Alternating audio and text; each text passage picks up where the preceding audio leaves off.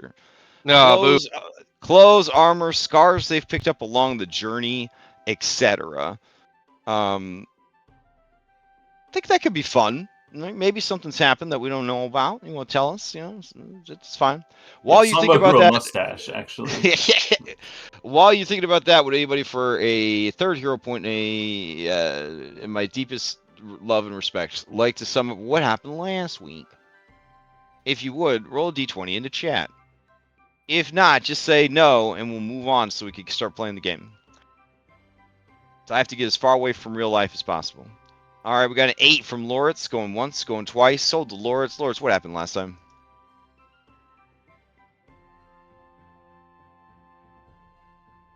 Damn, he already fell asleep. Fuck, I'm doing bad. Man. Oh, man. It's real rough. Wait, he woke up. He woke up. Okay. Might have him for a few minutes. All right, what happened last week? Okay, so we are in Alkenstar of the Sky. We're in the cowboy town in the elemental plane of air. And basically we went about trying to figure out like what we should do there. We're hotly debating like our plan to find an offering for the Stone Ranch. We prospected the possibility of hunting a narwhalicorn or this fucking giant eel creature, which would be hard to find. And thinking that it might be easier, we started to pursue the narwhal, but what also, became clear is that the narwhal is a celestial being that's also very, very, very cute. Some confliction there. Let's see what else happened last session. I know it was the primary focus of it. It was mostly just discussing the logistics of going out on a hunt, and what else am I forgetting? Gain a couple new Man, I crewmates. think a decent chunk of things. Yeah. So that was the kind of the end of it. But what we started with was the flashback of carousal. So we had Cloudhoof got married to a lovely young woman named Mistral, I believe her name is. She's great, a metalsmith, and why wouldn't she love our boy Cloudhoof? He's great as well. And then Captain Jade found herself in quite the precarious situation at first. She had wound up in a wizard's tower and drunkenly smashed their very, very, very expensive scrying orb, which I guess was pointed at God's anus. We don't fully understand what that means yet. But the cowboy wizard confronted her, and after some brief back and forth, it was revealed that this level 20 wizard has been waiting for a prophecy or something about a jade princess and going to a temple guarded by a dragon, which applies to me. And he's going to join us on our journey now. Anus, I believe his name is. He's quite the character. Enos. Sure. Butthole, I think his name was. Enos. And it's a man's name. That's what I said. How? Oh, okay. My bad. All right. So yeah, the town thinks he's crazy. The town thinks he's nuts, but a lot of people actually, Isaac knows him as a very well respected and powerful wizard that went through many eras of history, saved the world multiple times, met many gods, that kind of thing. What's really stood out is Dust seemed to know him. There was a whole weird thing where Dust is kind of an unimpressionable person at first, but there may be more depth to that Dust. Apparently he set most of this stuff in motion with our whole adventure. We're going to dig into that later. All right, now I'm stumped. What else happened last time? We went out looking for the sky whale, and we found it, and it was super fucking cute watching the rock fall. And we're trying to come up with a plan to maybe catch the rock. We don't know what the rock looks like yet. This might be a pipe dream, but we'll see what the rock looks like and if we can catch it. Fine. I had very delicious coffee. Oh yeah, there was coffee. There was there was confusing signs about if you're hungry, we've got food. If you're sleepy, if you need to eat, we've got food. If you need to sleep, we have beds. There was some conjecture about that as well. We did spend time on that for sure. Yeah. I didn't feel like that was recap worthy, but No, Okay. I mean, you're doing the recap, so. I control the narrative. Ashley's like, God damn, that was super It's important. scattered. But okay, I guess I'll fucking do a better job next time. Maybe if you weren't asleep, you'd have not. A burning tumbleweed goes past Loritz and brings up that fact, and Loritz just kind of knocks it off the railing. So, all right, That's a fire go hazard. ahead and take your third, take your third hero point. Okay. Burning tumbleweed. Would anybody like a D3 that get any D20 roll after the fact? And boy, howdy, if you would, I need you to roll D20 in the chat and answer this question without using AI generation. Well, I mean, I guess you could What is my use original picture? it, and yeah, just describe your picture. That's fine. We'll test within the description of the test. We got 12 from Isaac. Is anyone else at all willing to roll a D20? Going once, going twice. Yeah, I rolled an 8, but Okay. fuck me, I guess. Almost If anyone else like gonna the roll, okay, sure. Listen, bro, you ran Dragonbane once, so now you think that low rolls are good. Just that game. It's just that game. Isaac, describe Let's be there. Isaac as he is now. Isaac is recovering from withdrawal. Okay.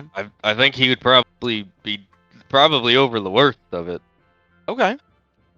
He'd probably still have bags under his eyes. The hair would probably be still kind of a myth. hmm But he'd probably have a little more color in his face. Okay. He'd have a tremendous amount of scars all over his body from the ringworm that he carried. Oh, dear. Jesus Christ. Yep. All right. Okay.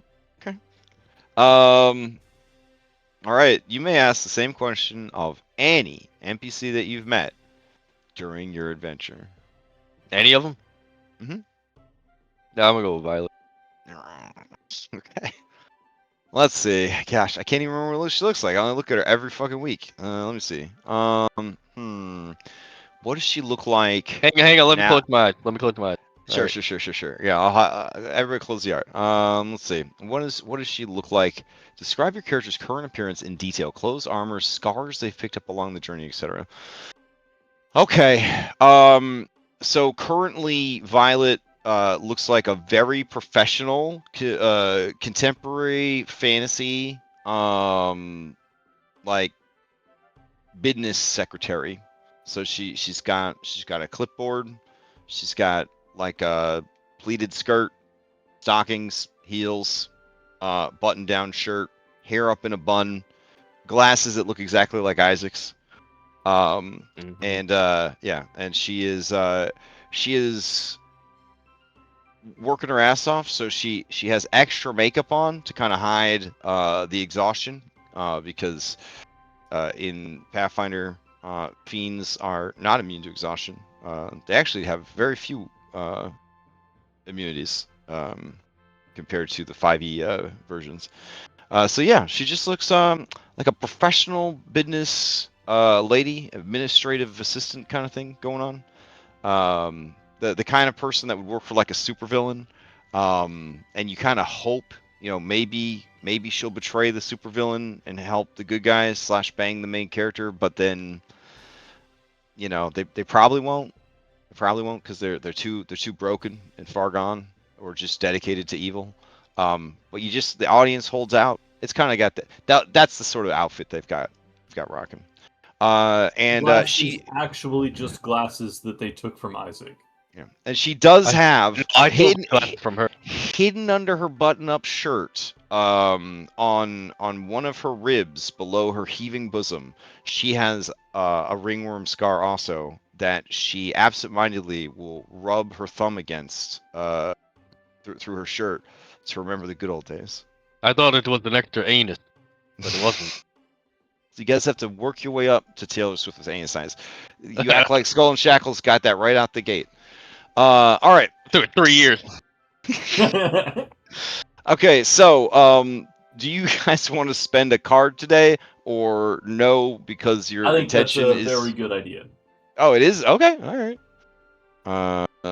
Okay. Anyone oppose this very good idea? Going once, going twice.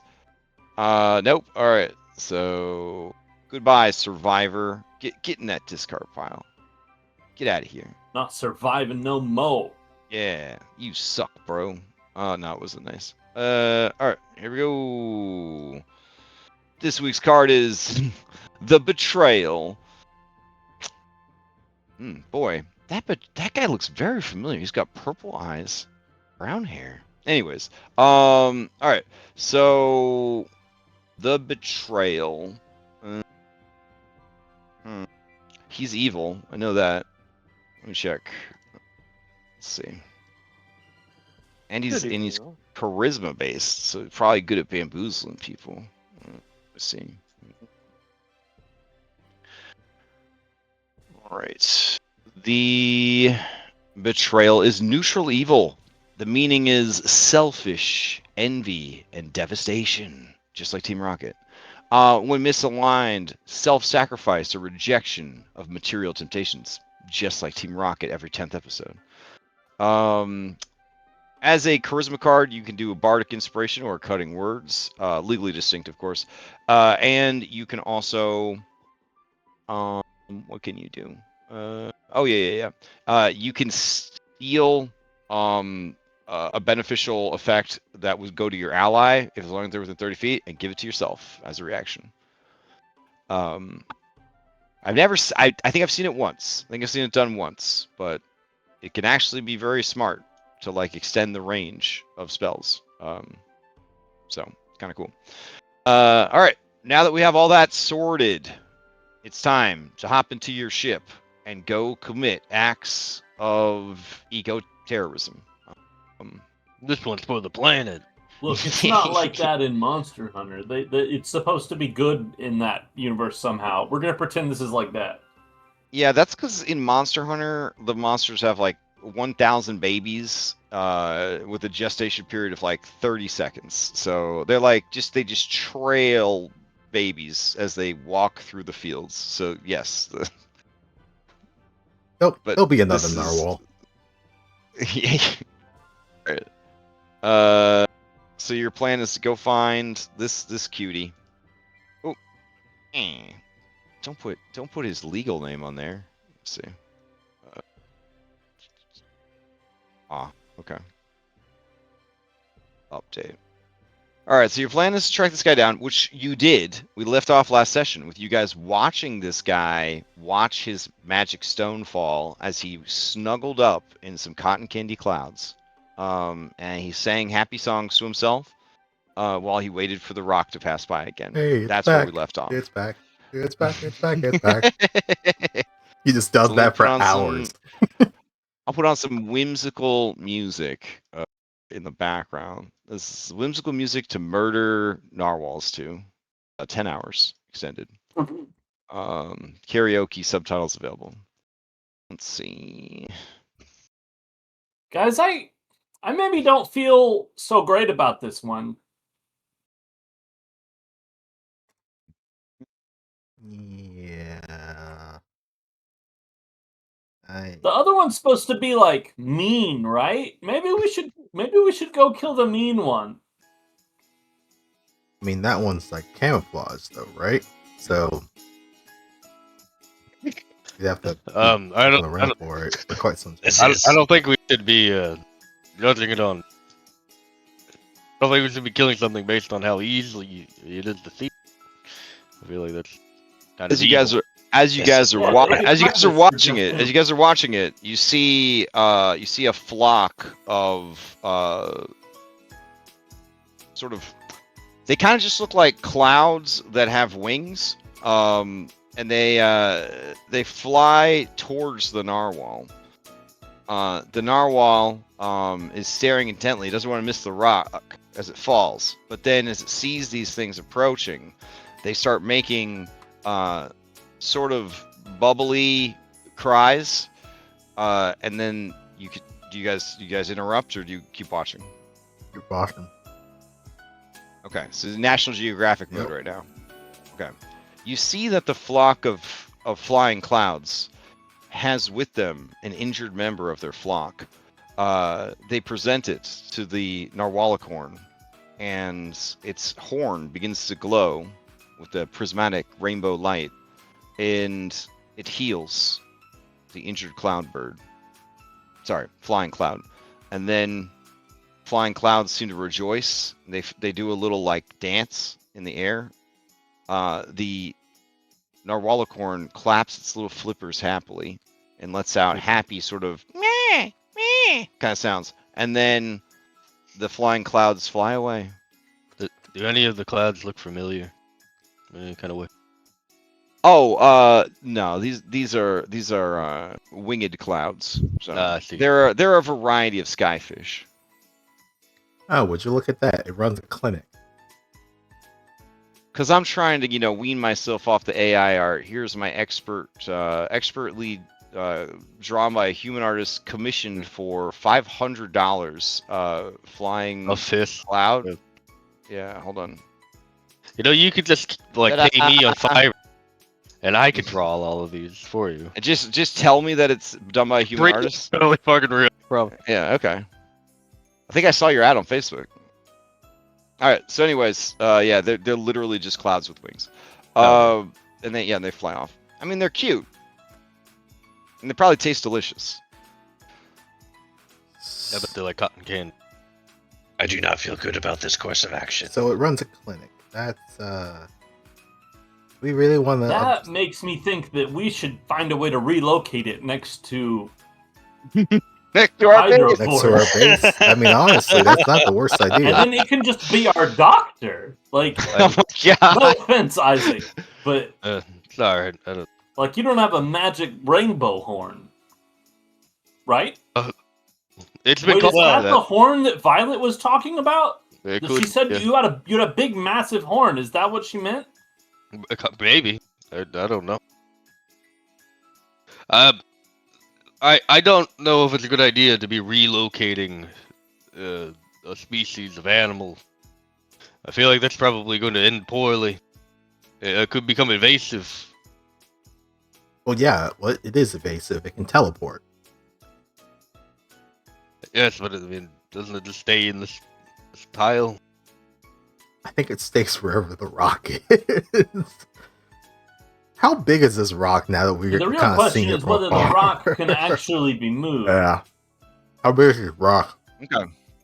It The falls rock- from this sea of stars.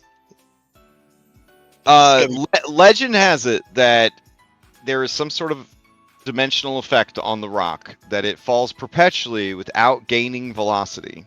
So no fun with portals on this one. And it or it's reached maximum velocity, I guess, because Pathfinder game that's actually a rule. But it is the size of a small boat. So like IRL would be like the size of a short bus. The short bus you used to take to school. Oh. I So, feel like our yeah. grabby hands on the ship would be able to carry that. What? Yeah. So, I mean, it sounds like it's feasible. I just don't know if we should do it or not. To give you an idea of hold on. your size to the narwhal size, this is your ship. This is the narwhal. Oh, that's the scale. Okay. How Yeah. big's the rock? So the rock is. Let me grab. I guess we grab keep it for calling you. it rock, but is it more We're like a like- pebble compared to this thing? Well, compared to that thing, but compared to you guys, it would punch a hole right through your ship. Hmm. No, you'll see. We were gonna grab it out of the sky as it falls. Oh into yeah, and then run away with it and see if it chases after you. I think that's a brilliant plan. What could go wrong? Yeah, exactly. What indeed? Let's see. Here we go. I'm gonna make it there.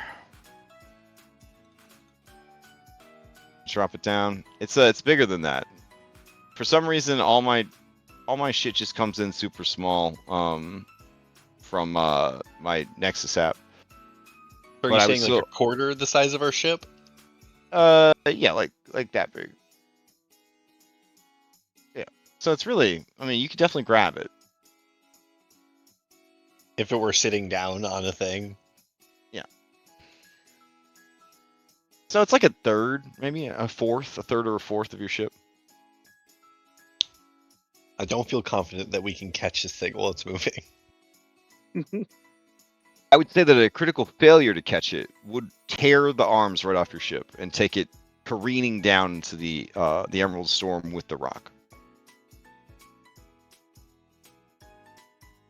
Easy. We just have to not fail. That's all. But on a Alright. critical success, though, you could do a really cool Harlem Globetrotter trick with the rock using your grappling arms. We obviously need to try now. Because there's balance in all things. That will impress the There's narwhal balance to in all follow us. I mean, the rock might be valuable. And you could do some recall knowledge checks if you would like, to see, what do I know about this thing? Oh, I just got word from Craig. His wife had the baby. He is in the roof of parking garage at the hospital to record our game. So, sorry he's running late. It's fine, Craig. You can say it though. Okay. Now recording. It's real awkward because he doesn't have custody of the. Oh, hey, Craig. Anyways, show. Gotta stop talking shit about people. All right. With your check, Gold Leaf. That is for sure. That's for sure a rock. No. With your cultism training and more importantly your bardic lore, there is a chance that that if you take hold of the rock will drag you down with it because it is potentially at maximum velocity falling, and that it has been set into this position by gods or powers far beyond the understanding of most mortals. So this could be, or it could just be a wild magic effect. It could just be a system anomaly. You know what I'm saying? It could just be just a weird fucking thing that is meant to be, and you interacting with it. It could drag you into its pattern, and you guys could start perpetually falling. On second thoughts, But that's only a theory. What kind of theory? A falling rock theory. No. I wasn't. Yeah. So, Cloud Hoof. You're not really sure. I mean, that sounds pretty smart. But you don't really have too much to go off of here. This is your first time seeing a perpetually falling rock. Isaac Songbo, what say you about the matter? Again, the falling rock. Okay. All right. So, Songbo, you're not 100% sure. Isaac, you have actually read about this specific thing. You just didn't remember until you rolled this recall knowledge check. Yep. Yes. So this is likely a piece of another plane of existence that, in the process of ending up here, the teleporting magic basically hit a flux, sort of a wild magic-y type situation, and it's just perpetually falling. You could break the cycle, but you would need not only to grab the stone, but have somebody ready to try and dispel the effect. Otherwise, it would continue trying to fall, and there is a chance that it would just pull free from you. Your ship would be dragged behind it. It would rip the arms right off the ship. But the stone will not stop falling because you grab it. Is 100%. You know that. You may ask one follow-up question.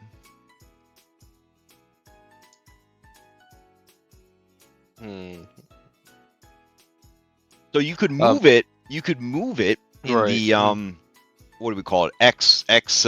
Z, right? but in the Right. Y, it's going to continue to fall. Well, that's gonna be really good, really bad. I mean, it could be weaponized for sure.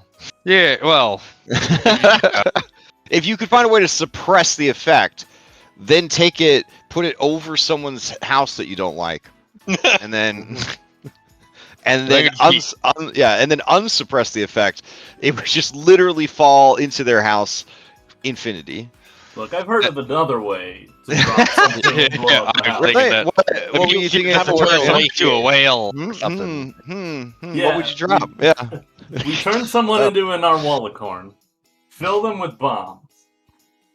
We didn't fill him with bombs. We let gravity do the work. Thinking about what happened to that man after he died and was brought back from being kamikazed onto a house. Wasn't he like a slug or something? As I listened to the Dungeon Crawler Crawl books, I was like, we did it first. Everything in these books, I feel like we did it first. Like, you're an amateur, bro. You're an amateur, bro. You think this is original content? This was just our life. Like, any extra life, any Skull and Shackles arc. We've already been there, Dungeon Crawler Crawl. We've already been there. It's more like reading a high school yearbook. That's okay. All right, so you know now. So what was your follow-up question, Isaac? Do I know what level of magic you would need to dispel this effect? Great question. Wild magic could take any, any form. Startlingly enough, you don't think that this would be like god tier magic if it was caused by a wild magic surge. So there's a good chance that it probably just goes off of a teleport spell or something similar. And I believe teleport is a rank 5 ritual. Let me see. Oh, rank 6. So it could be kind of rough. It could be kind of rough. Let's see. We do have the very powerful wizard. Maybe we could ask him to do it. It would be a DC set for a 12th level character, which is double your current level. So it's certainly not out of the realm of possibility, but Not within our current realm of possibility. Not within your current realm of possibility, yeah. Plus, you would need like a dispel magic. Yeah. Or Out a of the spell, or a spell that you argue is the opposite of teleporting. Wasn't it revealed that the eel though is like even more dangerous than this thing? Then the It's a rock, hard time. the perpetually falling rock. No, then the narwhal. Oh, they consider the eel to be more dangerous because it actually eats Because it shit. attacks. Yeah, it attacks people. The narwhal ain't never done nobody no harm, but I think if it couldn't teleport, there were a lot of poachers in town that would have killed it. I think And your ally does have dimensional shackles that you could, well, not shackles, but a dimensional shackle rune that you can scribe into the creature, but you have to do it from the inside. Could he use the dimensional shackle on the rock? Yeah, that'd be my question. Well, it's not. What? Like, could we like Ooh. asteroid this? So- Like we so- land on it? So you would have to hold the rock still long enough to scribe the rune onto it, but yeah. I was thinking Or- if we just wanted to Or like temporarily. you know? strap Do that. Songbow to the rock, and then He just while takes he's it for a ride. while he's Transform falling into perpetually. a rock holding. Cool. Write it on the bottom. Go underneath of it. Get caught up underneath of it, and then Hope just that it write doesn't crash into anything. Yeah, it could work. Yeah.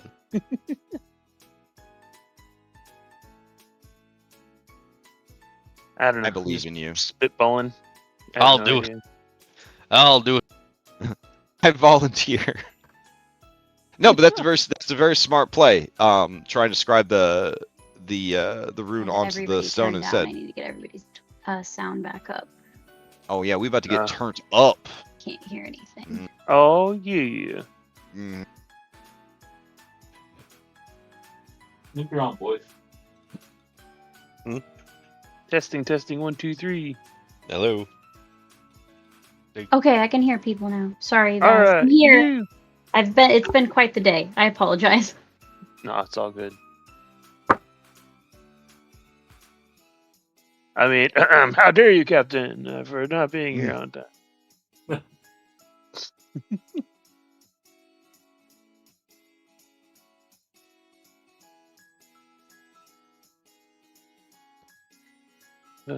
We will forgive you.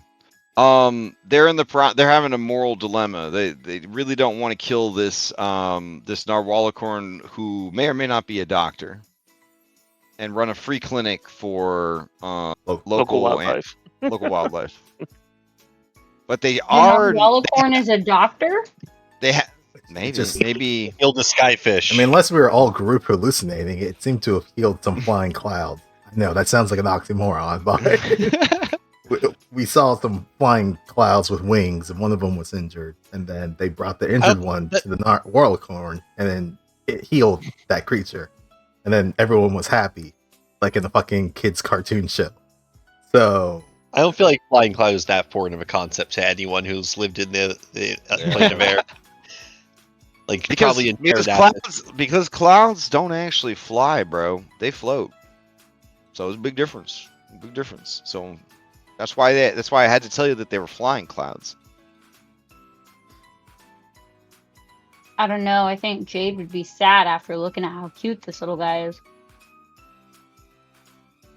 I mean, it would be an incredibly evil act to kill this thing. I guess we're going eel hunting. Honestly, I don't think anybody is on Team Narwhalicorn right now. Well, Yeah. either that or we're all on Team Narwhalicorn. Whichever one means we don't want to kill it. we're on team save the Narwhalicorns. Yeah. At best, at most selfish, we're at team befriend and coerce Narwhalicorn. Oh yeah, Steel Sango's rock. definitely on that team. Yeah, when Yeah, I was a child, this bully he stole my Michelangelo Ninja Turtle figure, and I just followed him around, crying and begging for it back, and then eventually I was like, you know what, I'm just gonna be this guy's friend. So Yeah, I got in a fist fight with a buddy of mine when I was a kid. Best friends forever, ever since.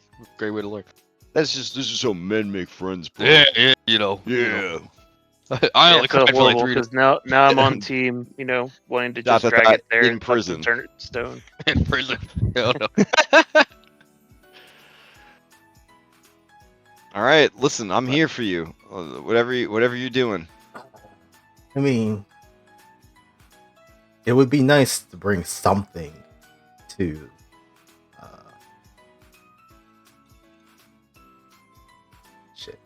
the Stone Shepherd. But I don't think it's a necessity.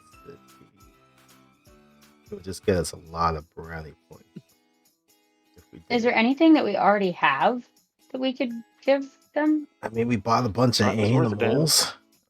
I don't know if Don't we you want take my you got chickens? some I'll keep exotic track. animals. You have a snake that is the messenger of God. You have a very handsome half elven, half minotaur guy. I don't know if we want to trade any of those things. I mean, we do have our connection to second captain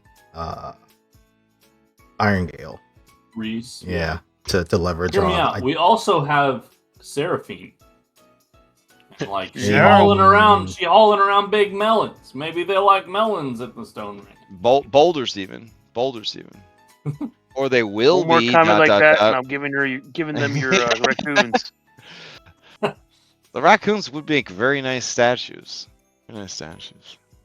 And it is rumored that she imbues the stone with traits from the original creature, which makes Look, stone... if you aren't willing to let me make a raccoon generator engine, we might as well just give her the raccoons. I don't think any That's of true. us said That's true. He's no got a to good the point. idea. I don't know if it's a great idea. I don't know if any of us were particularly supportive of the idea, though.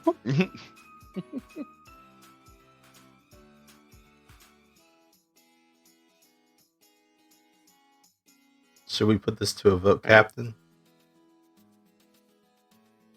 I think so. I think I'm down for majority rule. As you guys are discussing this, the rock goes careening past, and you hear happy honks from the whale. Oh, Cloud hoof, throw me under. it is gone so fast, bro. It's like, again, it is falling very fast. Has it reached terminal velocity yet? It has. Right. It has. Many Okay, decades okay. ago. Fell from space. So, my vote is to go after the After the eel. I don't want to go back empty-handed. I I agree. want to Yeah. fight something. Damn it! And I think I agree. we're not on a timetable that we know of, right? That we know of. Well, I mean, we've been Well, I told, but we're on a loose timetable. We do need to. Whenever you visit a new place, any and all timers related to that place are set in motion. Yeah, but don't put off visiting places because of this, because then Crash Yeah. will get mad and And then you start the timers anyway. Campaign. It's to help the world feel alive. Mm, That's all. mm. It's to help the world feel alive. That fucking world didn't need help. Like no, in- that world very much felt dead. Like in Cyberpunk, V's friend is like, we've got to avenge my husband and kill this dude during the final race. I'm waiting at the starting line, and I'm like, I'll be right there. It's been 3 years. Yeah. did you complete a? Yeah, and they're still waiting. That's my point. Yeah, but that I hate that. You go if and I could, complete Phantom Liberty? if I could install a man, I'm trying. Fucking dude keeps asking me to steal cars. I guess to answer the Yeah, if I original question, Yeah, go. We do have a slight timer, knowing that we are being pursued, and we do want to get back. That's probably the only timer that matters for you guys. We yeah. do want to get to the grow so we can deposit Scalebro so he can do his thing. I mean, as long as we don't stick in one place, it doesn't really matter if he's Yeah. pursuing us, though, right? Who's pursuing us? Or the bounty hunters. Mr. Dickwad, Magic Man, the Devil, The guy, the blue dude. Archmage, council, Sheriff. Archmage. council member. Oh, right, yeah, but that's like 2 weeks of time. Yeah, that's why I was saying loose. We have a loose time frame, but again, probably don't want to take 2 weeks on it. Crash will lose his fucking mind. No, listen. I support whatever story you guys are trying to tell. You know what I'm saying? Whatever story you want to tell. Let's just All set right. up an ambush for whoever comes. I'm a loving mother, and you guys are dressing yourselves now. And whatever you put on, I'm gonna be like, that looks great, honey. I'm proud of you. I'm gonna go Frankenstein from Big Daddy. All right. Well, I just had a brilliant idea. Mhm. You go to the Songo Stone comes Ranch. out with his forehead shaved and a dildo on it, and he says, "I'm a narwhal now," and I'm like, "I'm so proud of you, son. Like, you're doing great." We just hang out at the Stone Ranch, and every 2 weeks we'll get something new that can be turned to stone, be sent at us. That's to try to kill us. Brilliant. I mean, there are lots of creatures that live in the elemental plane of air. If you wanted to find something that was more reliable, I guess. Like, I mean, looking at this thing, it kind of seems like a pushover. You know, like you could probably take it. You have the tools to take it for sure. The eel, jury's still out. Just has a bad reputation for eating ships, killing stuff. They mentioned those to you because they were like big bounties that nobody else in the area has been able to do, and they thought since you were big shot outsiders to the area, you know, they don't want to give you their easy marks. They don't so want you to were go kind Yeah. after the turtles. They want to send they're all us going toward after. death. yeah. Nobody can go after the eel because it'll fucking kill you. Nobody wants to go after the narwhal because look at that cute little face. are they questioning our And he manhood? teleports. Our manhood? Fuck that shit. Go after the narwhal. Oh my god. What are you, gold leaf? Yellow? But it sounds like majority of us don't want to fuck up the narwhal and go after the eel. If I'm reading it correctly. Or unless we find any other lower hanging fruit. Mm-hmm. Maybe there'll be a pot of sky whales somewhere. I mean, we could be jerks and go after their turtles. That is a thought. That they've been waiting for all this time. I'm ready. You want to go after some turtles? How about we just like don't make enemies in one place that we go? What? No, we can't do that. No. It's not possible. What do you mean? We already took their mage and their blacksmith. We're good to go. At some point, we're gonna need a coalition of the willing. Yeah, we started that with Okay. the settlement. That's one. But We got the Fae and the settlement. They're their allies.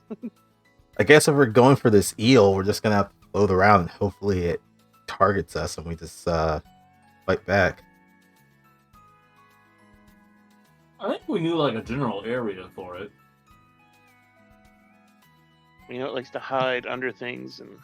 Yeah, why don't Ambush. we go to the general area and roll some dice to see if we can find it? Okay. So we don't need my rainbow Lisa Frank whale interior map. Got it. Not at the moment, no. Don't worry. Extra life coming up. That's okay. All you gotta do is shift it to monochrome, and that's the inside of the eel.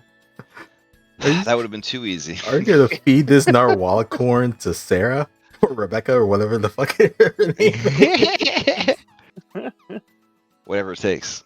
Whatever it takes. Yeah, that's how she gets her powers. By killing evil celestial All right. So you leave Rocky Dropper, the Narwhalicorn doctor, and you guys head off to find this eel. All right. I just had fair a enough. horrible thought. What, We just, what happened now? we get that rock and tie it on the string in front and use her like a giant ship.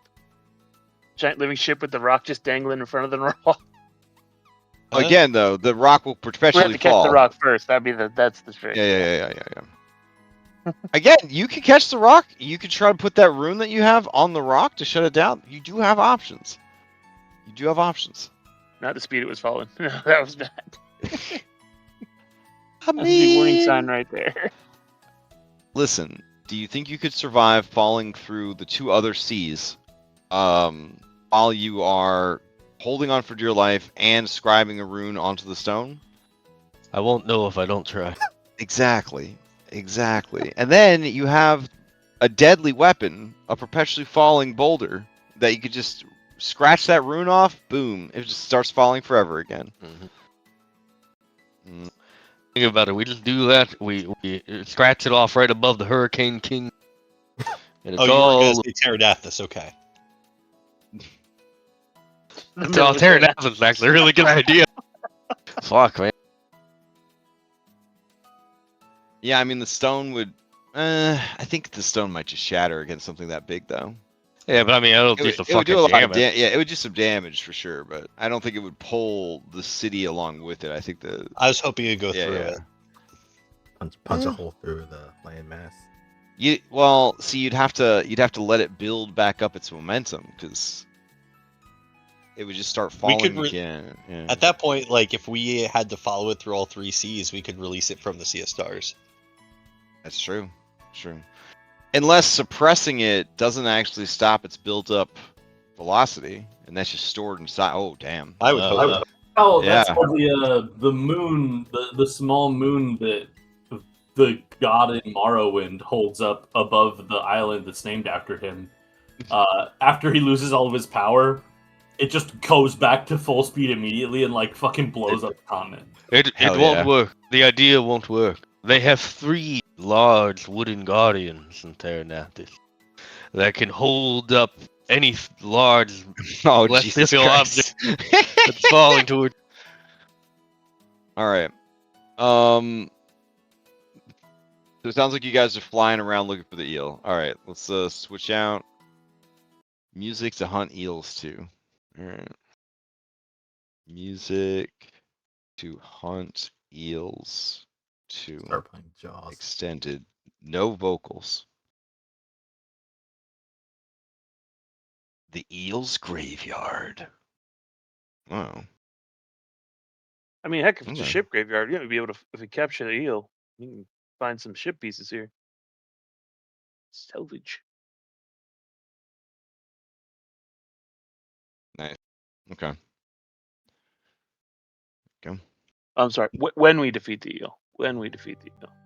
Not a if. It's a when.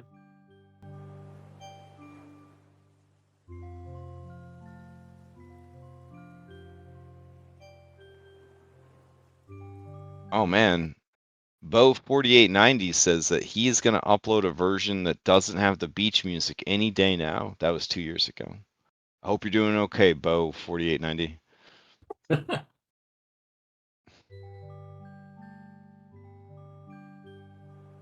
So, as you sail around the skies, don't let the ocean waves fool you. This was the first hit for hunting eel music, which is ironic because this is the music from the level that this eel first originally appeared I was in gonna say, Mario it sounds 64.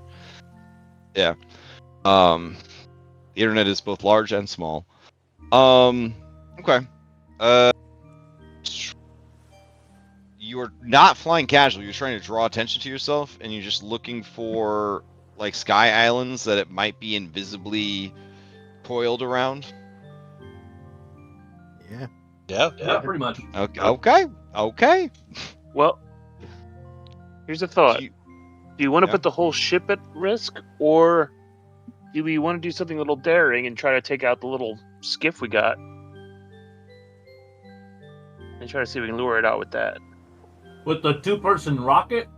Yeah. the Crotch rocket? rocket. I don't know if you'd be big enough to draw its attention. Yeah. But that means we could find it if it weren't drawing its attention. Tries to finding it without drawing its attention. Okay. Okay. Yeah. Just scooting around. The problem is the creature has camouflage ability, like a chameleon. Huh. Again, there's a reason it hasn't been caught yet. Okay. Let's see what can happen. Let's see what'll happen. All right. If you do want to convince your new wife that the two of you should fly around on her crotch rocket, looking for this apex predator, that can work. She does tell you that what instead of us doing that, what if we herded like a flock of animals towards some islands that it might attack the animals.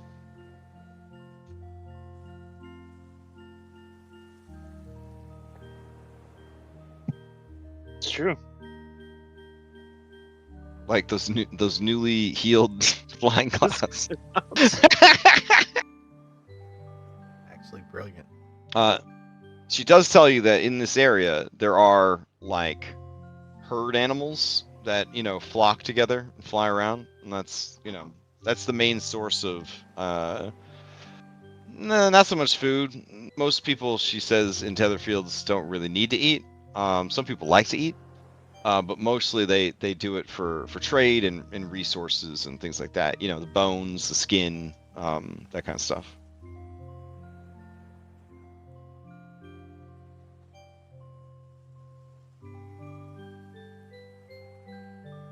So if you wanted, you could try to track down a herd flying cows.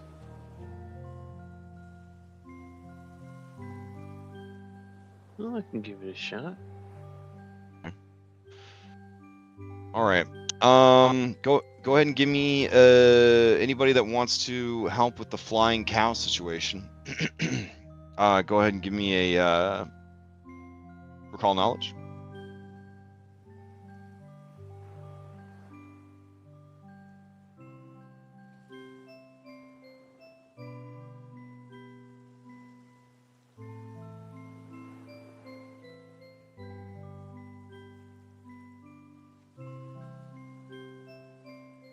Okay.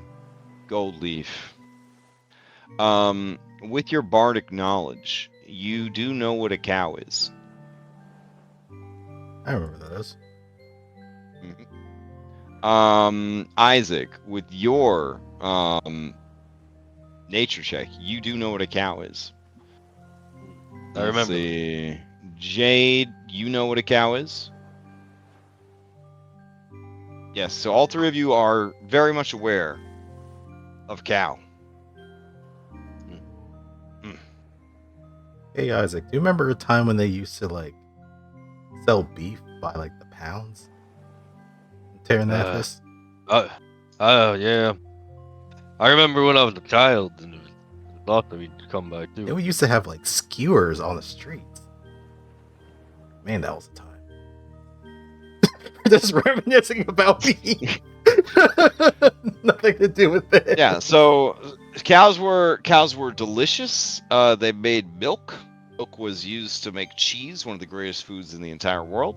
Oh, jeez. Yeah, cows were also very funny, and very sweet. So some people back, according to the history books, were opposed to the raising and slaughtering of them.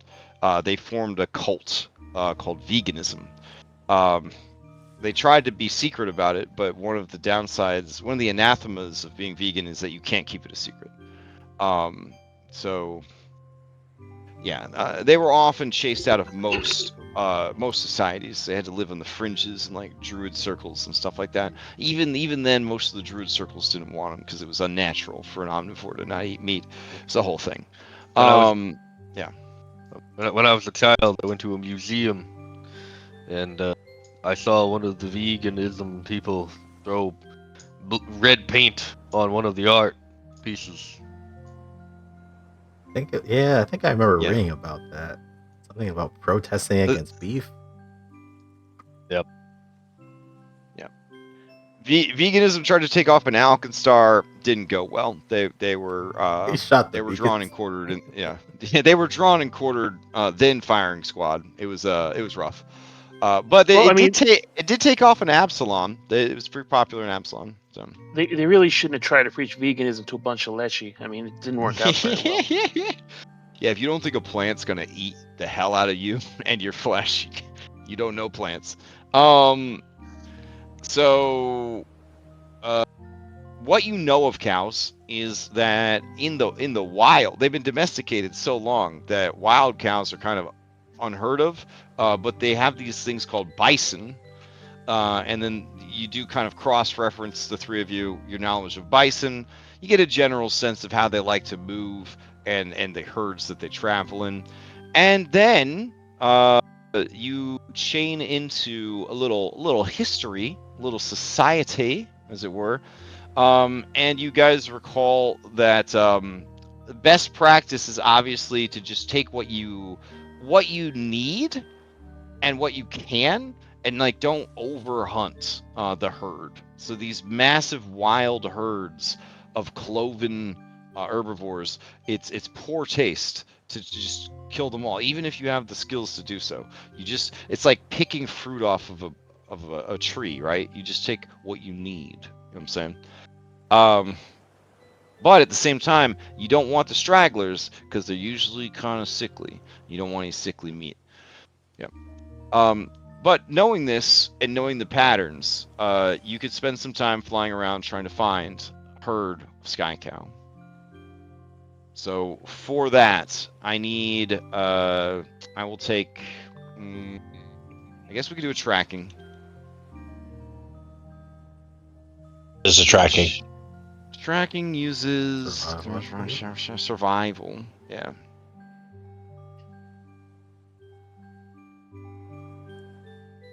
Bro, I think this music's gonna make me fall asleep. Oh. Oh, save me. That'd be weird. You fall asleep in your own game. I've been, yeah, damn. I've just maxed out. Cloud hoof. You spot one off the port bow. Yep. Let's see. Oh yeah, there it is. You see one at first, majestic. And then bursting from the cloud bank, you see hundreds of them. You guys thought they're gonna have wings or be some kind of like weird fancy art? Nope, that's not They're at all. not the Chick-fil-A I thought they would look mascot? like ones. I thought they were going to look like the ones from the Red Bull commercials. Or that too. All right, so they seem to be just running on the air. You guys know that this is an ability called cloud walking, sky walking, air walking. There we go. Utter Air- nonsense. That's what it's called. All right. So yeah, they burst from the cloud cover, and there's just hundreds of them. They're looking for Mufasa to just fucking trample him to death. So they're just through the. So you know they're bad guys. All right. What are you gonna do now? They're the dolphins of the sky. No, they're very sweet. Cows are actually very nice animals. I guess you could try to hurt him with the rocket car. Okay. Fuck yeah. All right. It would definitely help to have more than just the rocket. Do you have any other ways that you could fly so you can kind of get them from different angles?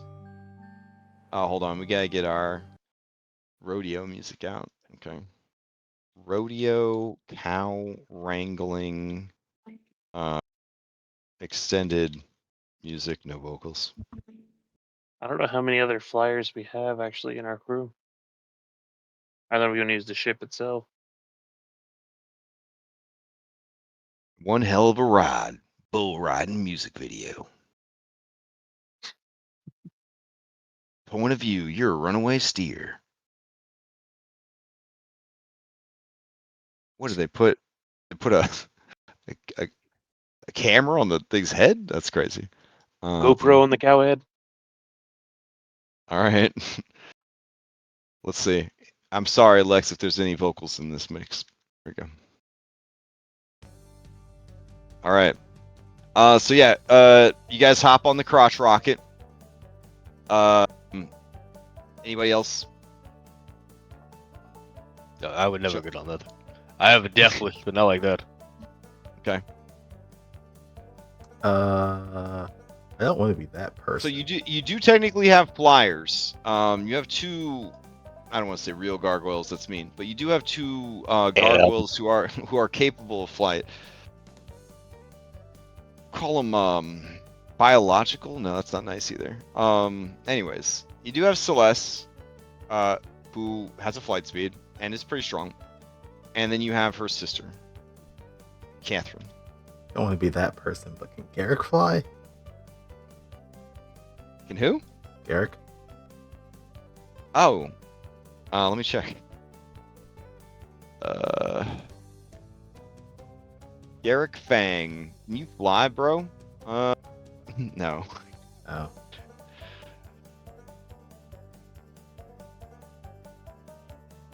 I'm pretty sure the Tengu can fly eventually, but he has a reason why he can't fly. Character Let me unlocked. double check. I can't remember if these are the ones that, like, the lore is they can't fly, because these are like the Kenku, but legally distinct. Although, yeah, as a people they want to fly, but they can't anymore. Damn. Okay. Whoa. It's always nice to make a music mix and not, balance the sound. Well, I guess we ask Okay. Celeste and Catherine.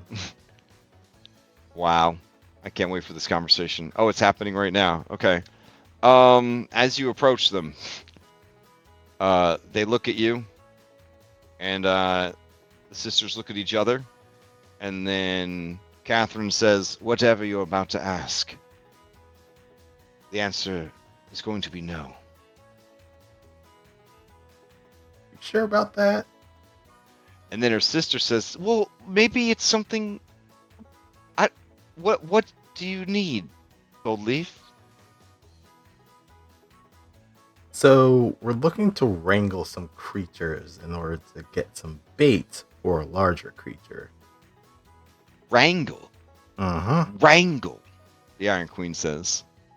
Wrangle. But when I did it, it was called slavery and humanoid trafficking. Well, it's wrangle because we're doing it for cows. She raises an eyebrow at you, but says nothing because, they're... Yeah. Anyways. And we need some people who are capable of flight. You want us to fly after this prey and chase it towards the predator? Is this that eel that you are going on and on about? Bingo. Because you are all too baby to get that priceless unicorn horn and trophy. We could have been rich beyond our wildest dreams. Could have bought as many ships as we needed to do whatever the hell it is you think you need to do. Celeste, would you have wanted us to go after that creature? No, that would have been terrible. You see? Your sister says it would have been terrible. So that's why we didn't do Oh my god. It's because you've corrupted her. It started with the snake, and now she's been poisoned. Her mind's been poisoned. Yes, with yes, you stupidity. keep saying this about the snake, but honestly, Celeste is a lovely girl, so I don't know if that would have been a factor. Anywho, we need some help. Will you help us, or Well, Celeste says, "Is it dangerous? Are these creatures going to hurt us? Are they those things out there?" She points to the flying cows. Yep, those things out there. I They- don't think they're going they- to hurt you. She looks a little embarrassed, and she says, "They sort of look like minotaurs." Ugh. I guess there is the hereditary similarity. Let's not think too hard about that.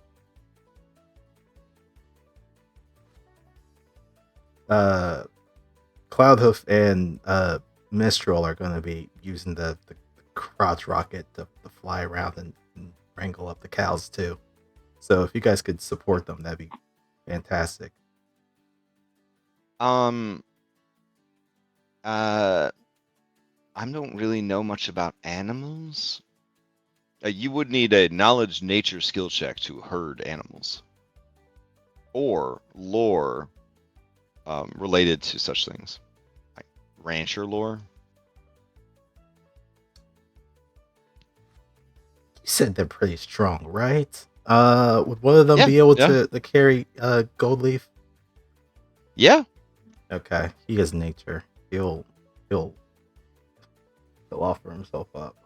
Celeste says, "So I'll just carry you. I'll just wrap my arms around you and hold you tight against me, and then fly you towards the cows, and then you'll." We'll try and wrangle them. We'll Alright, follow The Iron Cloudhoof's- Queen says, "You will go nowhere near my sister, you pervert." And she goes to pick you up. Oh. Huh. Celeste, it's too dangerous. You stay here. I'll take him.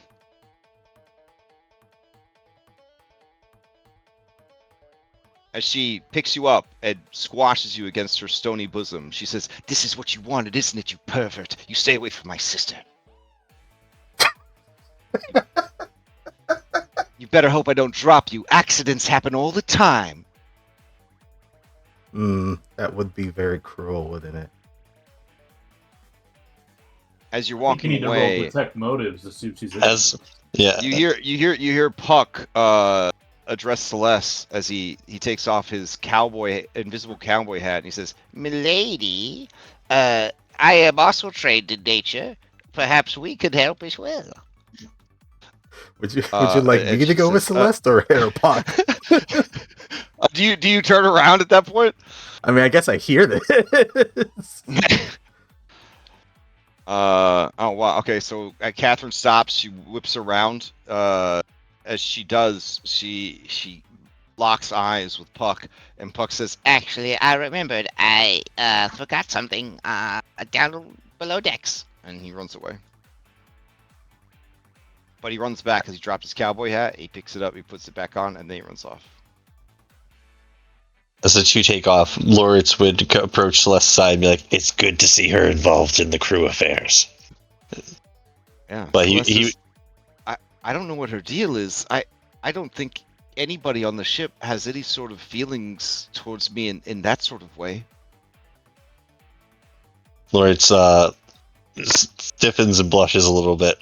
She says, it makes sense. Catherine's always going on about how hideous and ugly I am ever since we were small, so it makes sense that no one would ever want me as a mate. Certainly, that is not true. You are a vision of perfection in the realm of gargoyles. oh man, she lets out a horrifying sort of crooning, like sound, like a pterodactyl kind of noise, and looks away from you. Laura, it's something deep inside you is stirred by this sound. Something You primal. realize that this is the gargoyle version of a girlish giggle. Hot.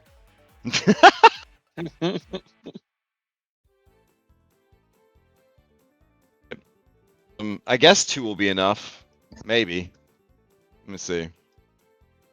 Back in cowboy times, was 2 cowboy on horsey No, enough to herd not at all. bison? I'm pretty Question sure mark? they had like a team of people doing that shit. No, 2 cowboys on horsey were generally not enough to effectively herd bison due to their immense size, unpredictability, and aggressive defensive nature. A sky cow can weigh up to 2,100 pounds, and when pushed too fast or agitated, can lower their head and charge at riders. The females will often roll over on their backs and squirt milk at you, making them far more dangerous than the males. Okay. I hated that description. I hated that. All right. Because this is a fantasy game, I will say 3 will be enough. 3 will match the historical amount that it's being quoted at 150. So each of I you mean, will if be we're the just trying to equivalent. herd them in a general direction, we could use the Yeah, boat yeah. itself to Mhm. Oh, that's true. That's in the true. back So, to try to so like. you guys are like pickups on the side. Yeah, Okay. essentially, like we're, I guess the way I was imagining it is Cloudhoof and Goalie are like kind of on the sides, and then the ship is like behind them to kind of push them in the general direction. Okay, with your knowledge nature checks, you guys know that cows are the most afraid of loud, high-pitched noises, sudden movements, and unfamiliar objects or situations. Perfect. I have this spell. That reminds me of parrots. I recently found out that parrots apparently fucking hate new things. They actually have the clinical fear of new things. Yeah, you know what's crazy? There's As a a parrot species. sanctuary down the street from me that takes parrots after people die because they can't be inherited to other people because they hate the children of the people that Mhm. owned them because they hate new things. Yeah, it's crazy. As a species trait, they are afraid of new things. Incredible. Isn't like an uncanny valley thing for them? Like when they see like the kids of their owner, it's like They have a they lot look of issues. similar but apparently. aren't like it. Yeah. Intelligence is a curse, honestly. Look at all the dumb birds out there having a great time. All right. So, these are the other triggers if you're looking to scare cows. Strong odors can also scare cows. Okay, I got one though. Have you ever Hmm. seen the videos of cows that love trombone music? Okay. I mean, many animals can be lured by song. I see where you're going with this. Okay, so you're gonna try and do a Pied Piper approach instead? Just throwing it out there. It is a Okay. known fact that cows love music. Another species likes music too.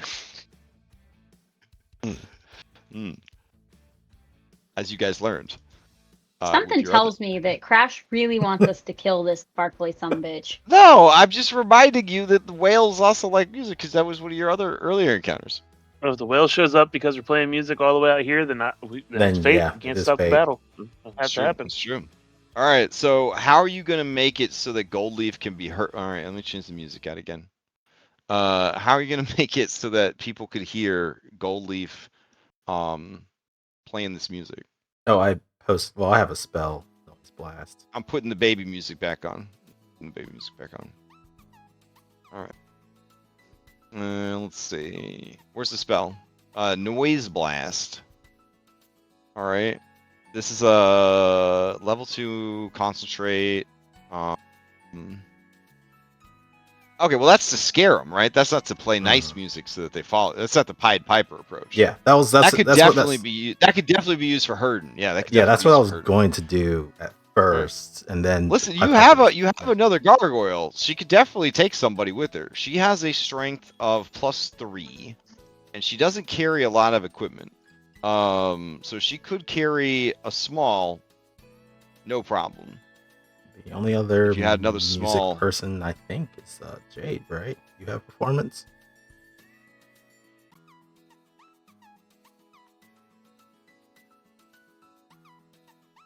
Jade, do you want to be carried over an infinite expanse by a gargoyle woman as you try to herd flying cows to find the Mario 64 eel? God, that sounds hot. Adding it to my bucket list. Come join me in the sky, Captain. Hang on, I have to use a different model to generate this one. Sir, we finally invented VR. You could do anything you want. It's like, I have a list. Flying with the cows. I have a Use list. the new thumbnail. Okay, then you guys will take flight. It's beautiful. And then the ship itself will fall. So it sounds like you're not doing Pied Piper. You are gonna do herding techniques. Well, I mean, that's what I was asking earlier. I think Jade, you have performance, right? So you would be able to join in the performance to do this Pied Piper one. Serendipitously, by the way, the herd of sky cows has settled on a nearby cloud bank where they are partaking of delicious cloud moss. Oh, that sounds precious. I have It a is. +9 to performance.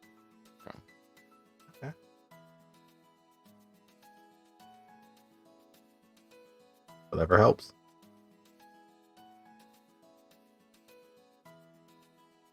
Let's do the Pied Piper approach. And I then, can do the Pied Piper yeah, approach. if that Okay. fails, then we'll go noisy. Okay, I mean, so we you're can always gonna... have people at the back doing herding also. Like, Oh, there's no reason we okay, have to okay. do just one of them. All right, so this will be the herding squad. Oh, but your two singers are the smalls, though. Do you have people that could do the singing back on the ship, or do you have smalls that you could swap out for the two singing smalls? My nature is +7, Okay. so I could be a herder, I guess. My performance is +2, so probably not that. Okay. Then if you swap with one of these two, Iron Queen will insist that Songbo go with Celeste because she knows what you are, and that is not a threat to her sister. What, you don't want to spend time So, with me, Celeste! Catherine? She says, well, if you're going to sing like a little pansy back on the ship, then I guess I need, I don't know, a real man to go and help me herd these creatures. You have a stony exterior, but I'm going to crack it one of these days. She lets out a similar pterodactyl sound that her sister made earlier and looks away from you because what you just said in their culture was a very sexual thing. So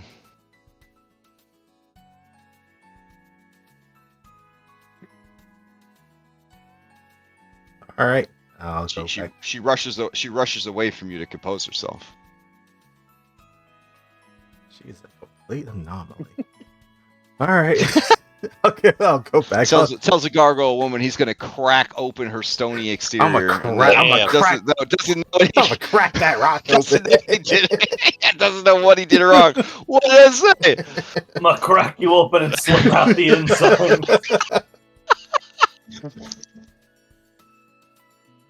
All right. Is there anyone? Let me see what that anyone at sentiment's all like.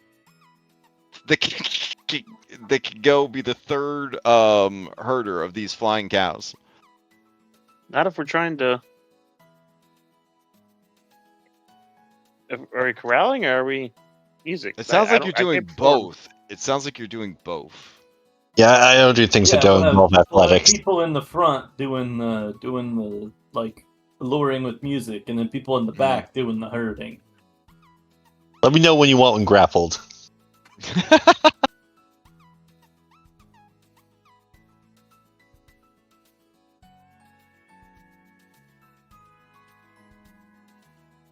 So it sounds like Is the two that- people are going to be doing nature, the kind of corral, and then Goalie will Okay. be doing So performance you're from just gonna have behind. two people corralling? Okay. Oh no, the background broke.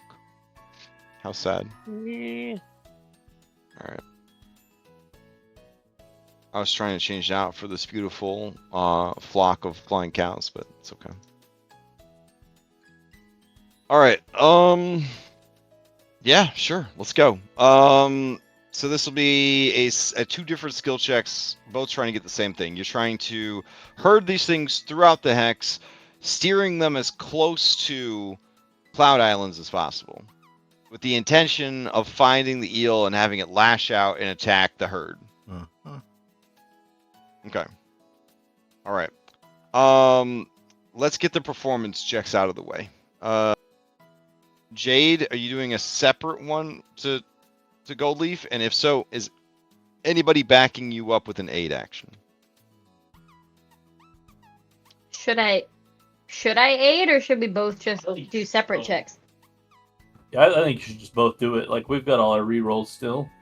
All Okay. right. That's what I'm saying. Separate. If you are aiding each other, do you have someone to aid you while you're making this check? Songbow is out, and Cloudhoof is out, so you could ask Isaac or Loritz for help. It can be any skill, so if you just want to use a grapple or athletics. I could use craft. Oh, never mind. He's got it. Holy shit! All right, Loritz, you hold Captain Jade high above your head, so that her presence and voice can be projected and heard. Oof. Okay. I'm gonna re-roll that. Okay. He didn't hold me high enough. He had to boost me up a little bit. According to the dice, he held you perfectly. According to the dice. All right. So you were so into how well he was holding you that maybe you got a little distracted. It's like an ice skating. Like, damn. You know. All right. So 23 compared to the DC of this here hex.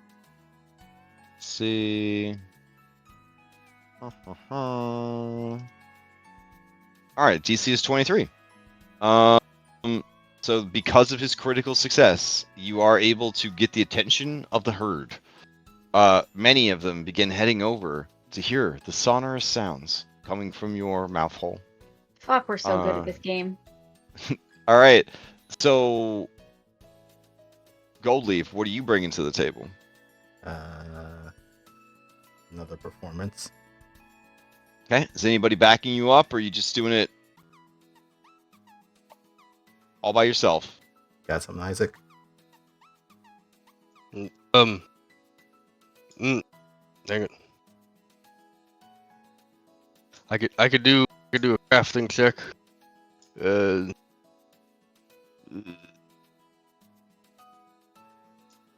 I don't. What should I craft? What do you think would help if I craft? Something that can like amplify the sound. Okay. What do you call it? Not a A megahorn? Megaphone. Yeah. Thank you. All right. All right. You cobbled together an incredible but short-lived megaphone. Gives him a +2 circumstance bonus to this check. Say it quickly. You don't catch fire after. All right. Okay, yeah. So you guys are successful. You could start flying away, and many of the herd would follow you.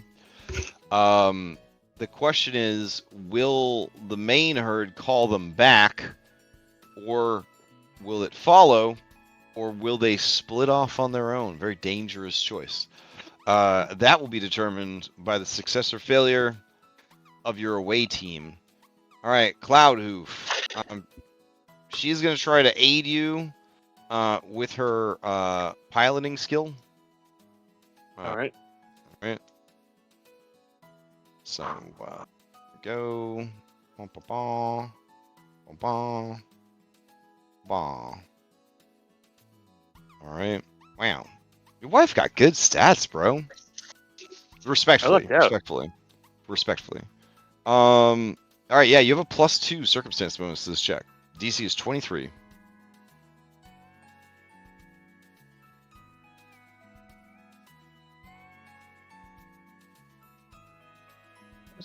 Give me. Wants to the nature check. Give it to me. And then Songbo, same thing. So flying uses acrobatics. But Celeste is not very. She's a little clumsy. So here we go. She barely makes it. You guys are. Your life is in danger. This is not a safe flight. And it's not a comfortable one. You can Hell float. yeah! Nice. Wow, crushing it. That was a hero Are- point worth using. All right. So Songbo, you have a +1 circumstance bonus. You look over, and the newlyweds are just hurting the Hey. Holy shit. Okay. Well, I guess that answers that question. You begin herding them in the direction that you need to. Let's see.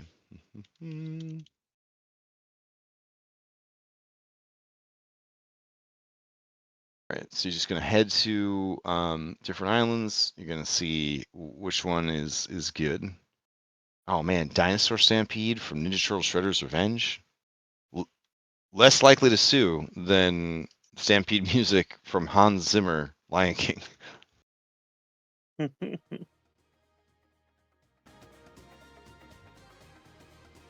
Nice. Okay, so you guys are herding them in the general direction. All right, somebody give me a D20 roll. I'll take the first D20 roll I see in chat.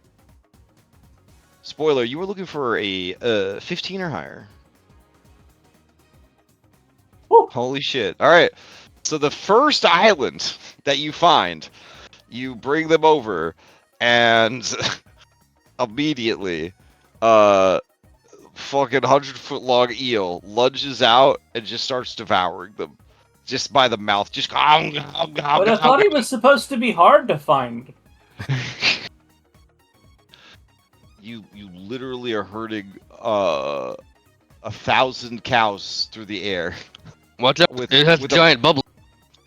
With a motorcycle, a gargoyle woman, and then a live concert on your airship. I don't know if I will call this easy, but it's fine. You can downplay it a little bit. I will take you over to the map, I guess. Like fucking Mad Max Fury Road. Everyone to battle stations. Incredible. All right. Let's see. This is a nighttime map. Okay.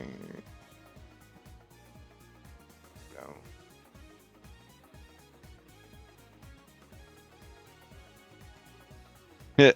Okay. I have to populate the Sky Island on here too. Let's see. Here we go.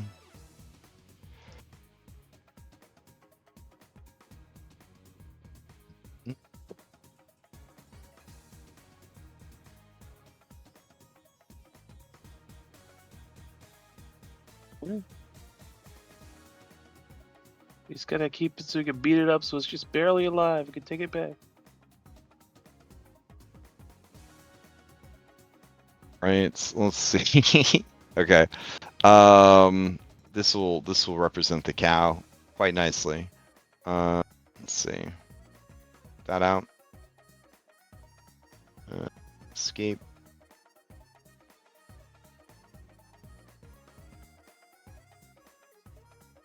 Okay. And then we don't need this guy. Okay. You guys are... I'm assuming you're not right next to it, but you're going to be pretty damn close. This will do that. And then... Okay. Would there be other Sky Islands? Probably.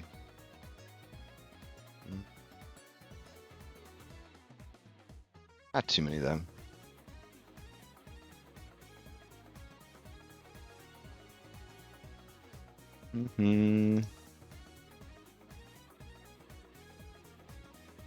I know this music is supposed to sound like late 80s, early 90s, but it really does.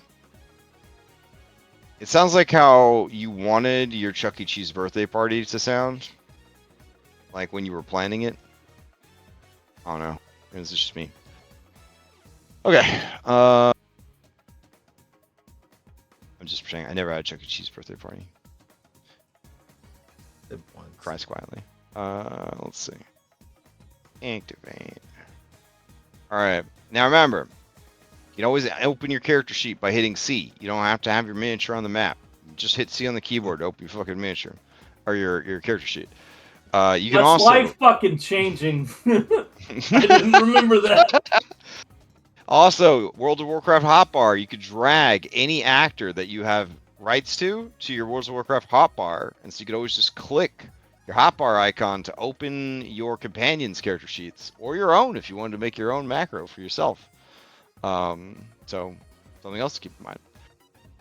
All right, so this is this right here is the herd of cows. I guess there's a lot of them. God There we go. damn. Yeah. And it's just There's no way that's to scale. The eel huggy. No, that represents a lot of cows.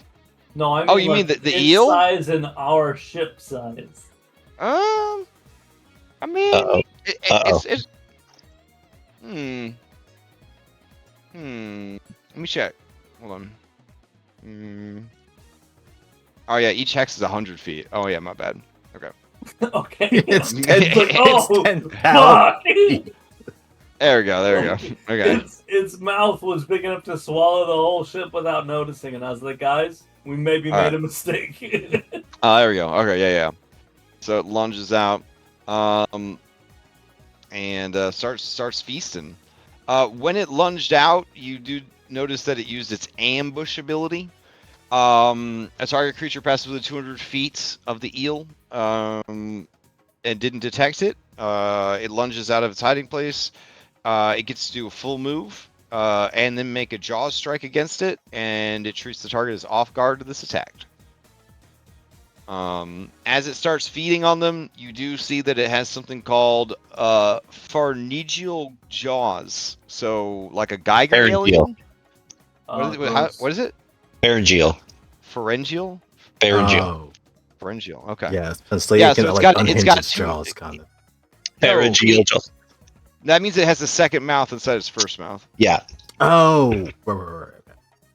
Yeah, this is like a real thing that eels have. That makes it insanely hard to escape if it uses its improved grab or its grab attack on you.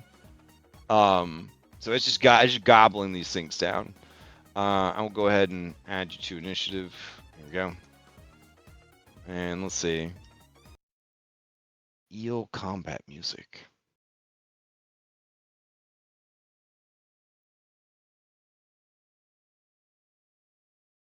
Shark Tale video game, Eel Engine Fight. Being a butt. Saying Wait, I like got that no Will model. Smith movie? Yup. Nice. Saying I got no character on the screen. What, even if you hit B, it won't open your character sheet? No, for my character sheet, if I try to roll initiative, it tells me that I don't have a Really? character on the screen. Oh. Yeah, pop up for I think mine No just token went- on this seat. the clipper. Did you get it from yeah. like I the think I just token rolled itself? initiative for the Skyhaven. I might have also. Okay. My bad. I thought, that's good to know. Well, this music's a little too intense. Let's see. Where are you guys at? Yes. Yeah. All right. I guess I do have to put you out on the map somewhere. Color. All right.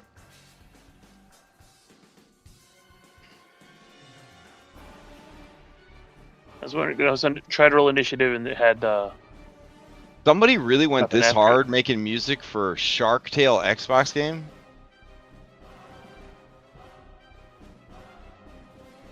Good for them.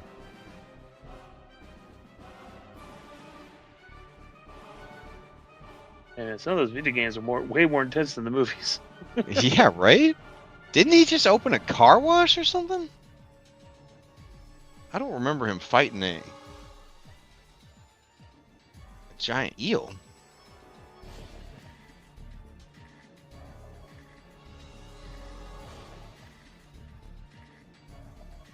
Okay. Alright. Seems pretty good. Begin the encounter. Oh, gotta roll for this guy.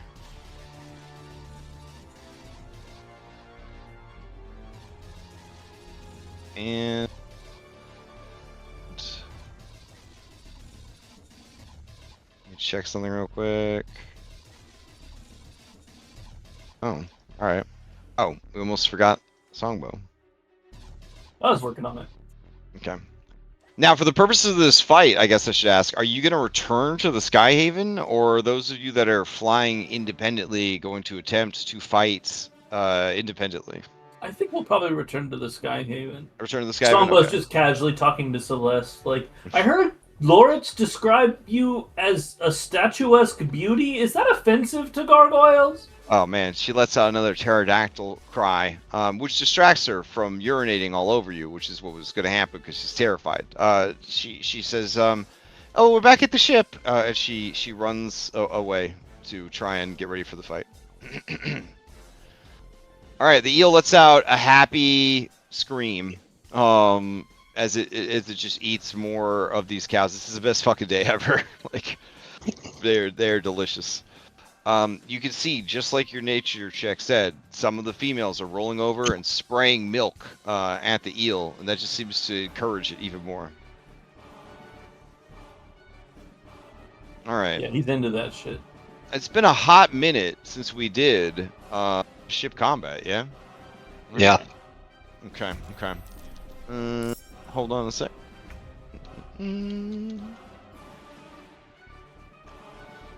All right. Smoking sails. There we go. All right, you guys have your different skills. All that's the same. Crew phase. Everybody. Oh, thank you. I'm so happy about these new AI tools you added to your AI tools, Adobe. It's so cool. We need. Yeah, desperately. I need the AI tools to help me understand the AI tools. Okay. Let's see. Round length and action economy, ship combat. All right. 1 round is 1 minute, not 6 seconds, like a tactical combat round. However, like tactical, characters get 3 actions and a reaction beginning of the turn. Many actions, such as moving your character around the ship and picking up tools, ammunition, or hand-waved, and cost no action. Okay. Let's see. Everyone but the helmsman and the conducting offensive. And those conducting offensive actions select their actions. These actions are locked before rolls are made. Players can choose the order of their actions and carry them out. Nice. The navigators on all ships chart a course across the seas. Ordering shouts to the helmsman. They roll a navigation check or modified by bonuses, penalties from the crew actions. This check is repeated each round and during the initiative phase. Blah, blah, blah. Movement phase. The ship with the lowest initiative acts first, followed by the next lowest until all ships have moved. Attack phase. During the attack phase, gunners fire their ship's weapons. Ships fire in the same order in which their helmsmen move during their round's initiative phase, but the effects of damage are not taken into account until the end of the phase, meaning that all ships can fire even if they take enough damage to be disabled. That's pretty spicy. As artillery ramming damages the ship, the crew is hit by metal shrapnel, cannonballs, wood chunks, lowering the HP of each crew member. This is called crew splash damage. GM rolls crew splash damage for both crews. Blah blah blah. Next round begins. Okay. Speed, turning, we already know about that. Moving through other ships, dangerous, ramming. Attacking. Okay. Let's see. Ship damage. Blah blah blah. Crew splash damage. Reloading.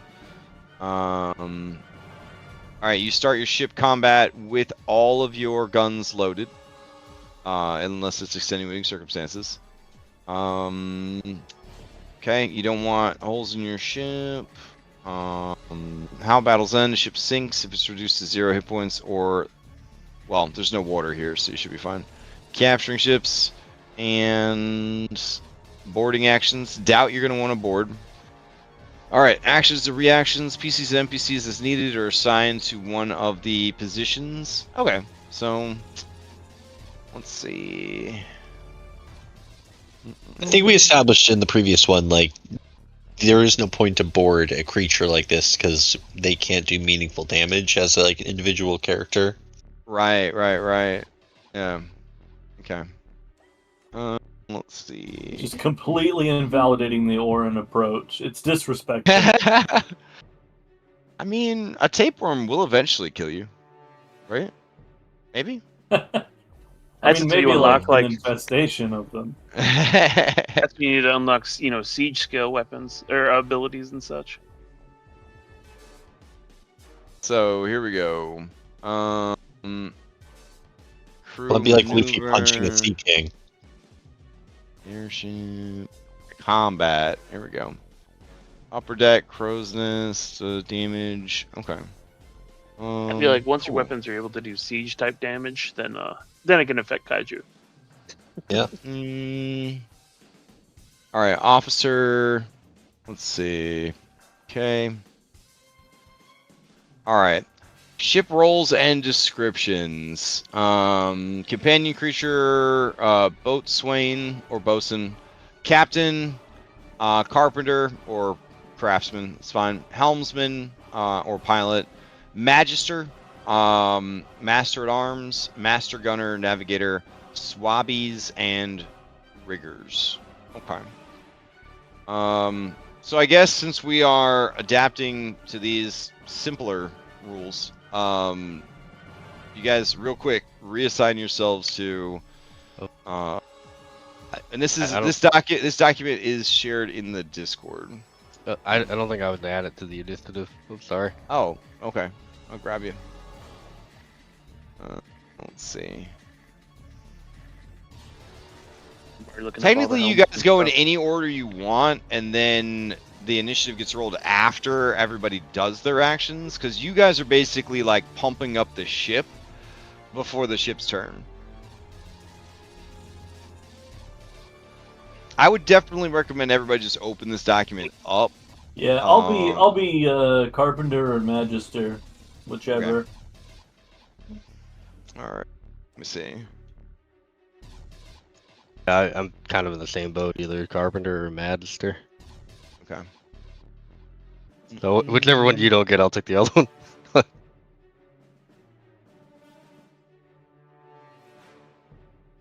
It's also worth mentioning that because this is officially supported, when you're looking through and like you see like carpenter and it says assess damage, you can actually like search that and like add it to your character sheet. That ability. This is the smoke and sails PDF, right? Yeah. I'm gonna give you guys, if you don't already have access to the compendiums, I'm gonna make sure that you all have access to it. Players are all observers, so yeah, you should be able to search for any and all of these things. I can do navigator or gunner. Okay.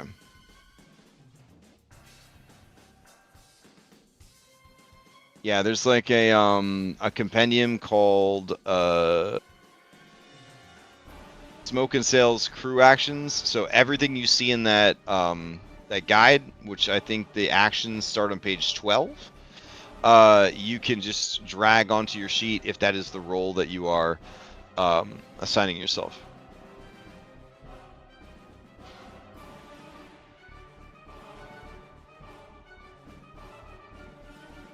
I'm looking at this sheet real quick. Like Master of Arms is a free action. Yar.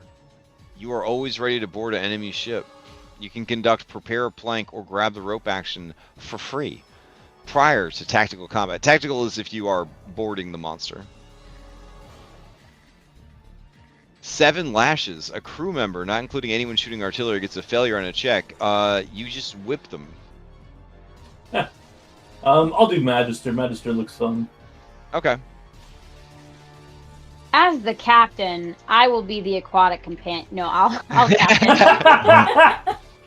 That is the one that I'm gonna have to go through and actually change it up so that it involves flying and not swimming. But for now, we'll just anything that says swim is just flying. It'll be acrobatic companion. Yeah.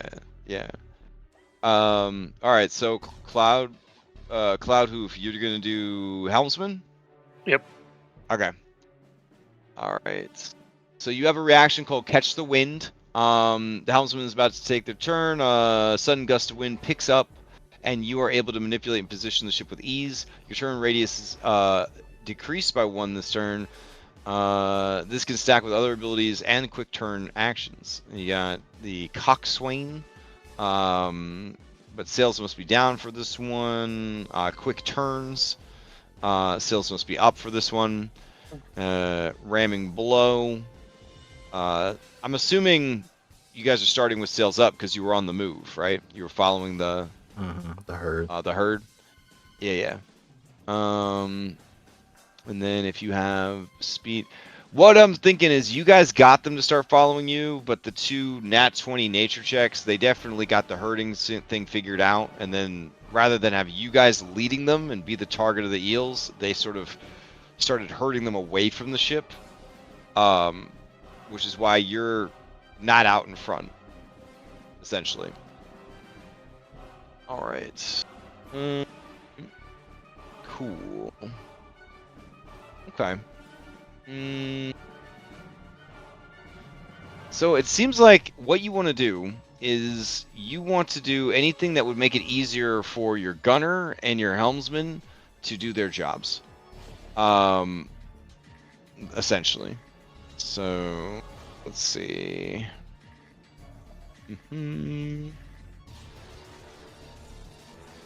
Go here.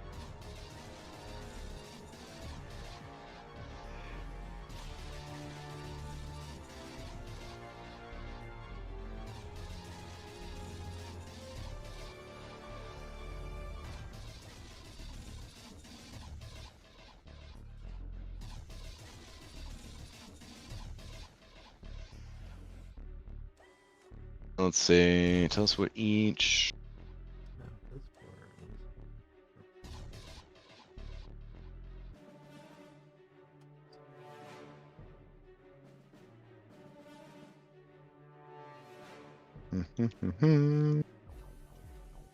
Oh.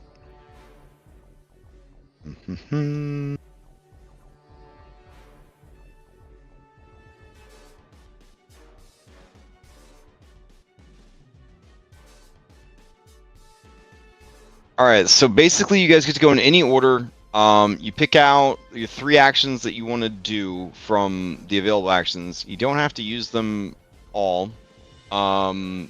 Everything is abstracted to be like a minute of rushing around the ship and doing shit. Ultimately, the goal is pick actions that will make it easier for the helmsman to do their job and the gunner to actually deal some damage. Keep in mind that you do have some reactions there as well. Not everybody has things to do with their actions.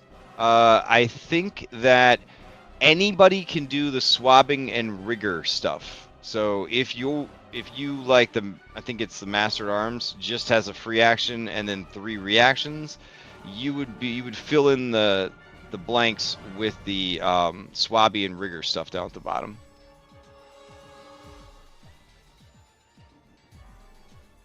All right, so your ship starts with sails up, guns loaded. You check to see if the enemy has begun within firing range of your ship. So right now, the enemy is 1, 2, 3, 4, 5 hexes away from you. Each hex being 100 feet. So if it's not within range, you then determine, would we be able to sail close enough with our movement to then be in range to fire on them. And if not, then you have to consider, would sailing towards them and not being able to fire put us in danger of them hitting us if they beat us in initiative next round. Because initiative shifts each round. Potentially, an enemy could go twice in a row. Okay, I was curious about that. Yeah. So the goal is to soften the enemy up. If you don't intend to sink them, you just want to beat the shit out of them from a distance and then board them. It makes it a lot easier to subdue them and take their ship if you've kind of beat the shit out of them from a distance. If the plan is just to kill them outright, then, whatever works for you, I guess. The recommended phase 1 looks like this. Everybody except the helmsman and offensive artillery lock in their actions. These are recommended actions. Captain, you want to support the key roles. So you want to, one action encourage navigator, one action encourage helmsman, one action encourage the master gunner. So that's sort of the recommended play there. You could make demands of people, but generally in the first round, that might be a little coming on a little strong. And then let's see. Your call to the crew is very, very powerful. Every officer gets a +2 status bonus to one of their checks this turn. So you definitely want to use that if you can, when you can, because it'll boost everybody up. All right, so the bosun wants to make the ship just operate better. So they recommend that you do 2 actions, set an example, 1 action, bosun trims. And then if the sails are down, you want to use 1 action to raise the sails and then set an example. Carpenter, basically you want to help aim, prepare next shot, common support depending on what is needed. If the ship has been damaged, you want to use like assess damage. You can also use assess damage on the enemy ship to determine its condition or exact HP on a critical success. And then you have a special action, stuff the artillery. Magister, you want to focus on weapon shift, which lets the master gunner's fire and reload count as coming from whatever firing arc is desired on a success. Firing arc means like what part of the hex does the gun normally fire from. You can like kind of arc the shot to come from a different direction. Let's see. You can also use wind shift, which could be very good for positioning. And then, of course, with your extra action, bolster, help aim, whatever is appropriate for the situation you're in. Master of Arms. You just have reactions, so you just want to go and pick out some actions from swabbies and riggers and throw those in there. Navigator, best first turn to help with initiative is Keen Lookout, Darcy Blows, and then studying the opposing ship. And that is just kind of getting you set up for the initiative phase. Navigator is the one that is going to determine your initiative. Since this is a monster you're fighting, it's going to roll initiative normally. You guys are going to go off of the navigator's navigation check, essentially. Whoever wins acts first. Then there's the movement phase. That's where the helmsman, Cloudhoof, wants to try and line up the guns. So 2 actions to sail, and then if you have a leftover action, you just use whatever you can to fill it to help out. You've already put grab a rope and help aim as 2 of my macros. Beautiful. Now you're in position, hopefully, to fire. Master Gunner is going to fire on the enemy with their actions. The fire and reload, probably the best one to do. It's the most reliable damage and ensures that you are reloading your gun. And then 1 AP, if there's another gunner, you can use shooting advice to help them out. Otherwise, you can use quick aim or help aim. And then we check how everybody's doing, and then we go to the next round. So, I don't know. I don't think it's too much. I don't think it's too much. I think it's pretty straightforward. I think it's very similar to what I had cooked up, but I didn't have like the Foundry support, so we were constantly having to go off of a document. I think once you kind of know what you have and drag the abilities over to your sheet, it'll be a little bit easier to track and do stuff. So, everybody has their role, right? Was there anybody that didn't pick out a role? I was gonna pick the To be, opposite. to be clear, we should only have one roll, right? Correct. Everybody should Well, have you one can role. fill and in should- with Swabby too. So Okay. sort of 2. Well, Swabby is just every other action that's not General a actions. yeah, the general actions.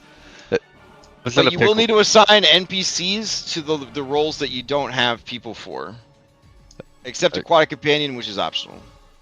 I was gonna pick the opposite of what Thombo did. So, Okay. did you I pick think like? Carpenter was left over. I picked Carpenter. Magister, so if you want to Okay.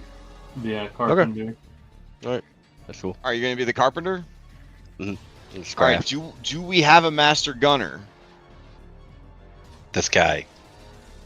Which guy? Hell You? yeah. Me. All right. You're the Master Gunner. Fantastic. All right. Do you have a Navigator? That's Cloudhoof, right? Or no, Cloud- that's different Cloud's than the Helmsman. helmsman. Yeah. What's Jade's the captain, and then Cloudhoof is the bosun. So you will have to assign an NPC. What is the golden leaf gonna do? I thought he He's was the bosun. Oh, bosun. You just said Cloudhoof was. I think you meant him. Oh, sorry. Cloudhoof Okay, is yeah, the yeah. helmsman. Yeah. Cloudhoof is the helmsman, and Goldleaf is the bosun. So you have to assign an NPC who's on the Hey, ship. which of our NPCs is best at the things that the bosun does, Crash? Or Great question. not the Navigator. bosun, the navigator. The best navigator on your ship That'd is be Dust. Perception. Of course. Dust. Yeah, that strangely doesn't good. surprise Strangely me. good at things. He has a plus 17. Ah, okay. Yeah, he'll be our navigator. Alrighty. Let's see. Then I like how dust was optional too. Like we didn't have to keep dust, and here he is. Like Jesus, Punching okay. out Sky Secretly Raiders, behind punching out everything. Sky Raiders, and knowing unknown lore. Okay. You also have Master at Arms. I mean, that sounds like Catherine whipping people. Oh shit. Okay. Yelling at people, whipping people. That kind of sounds like that's up her alley. That's true. All right. I will add her to go.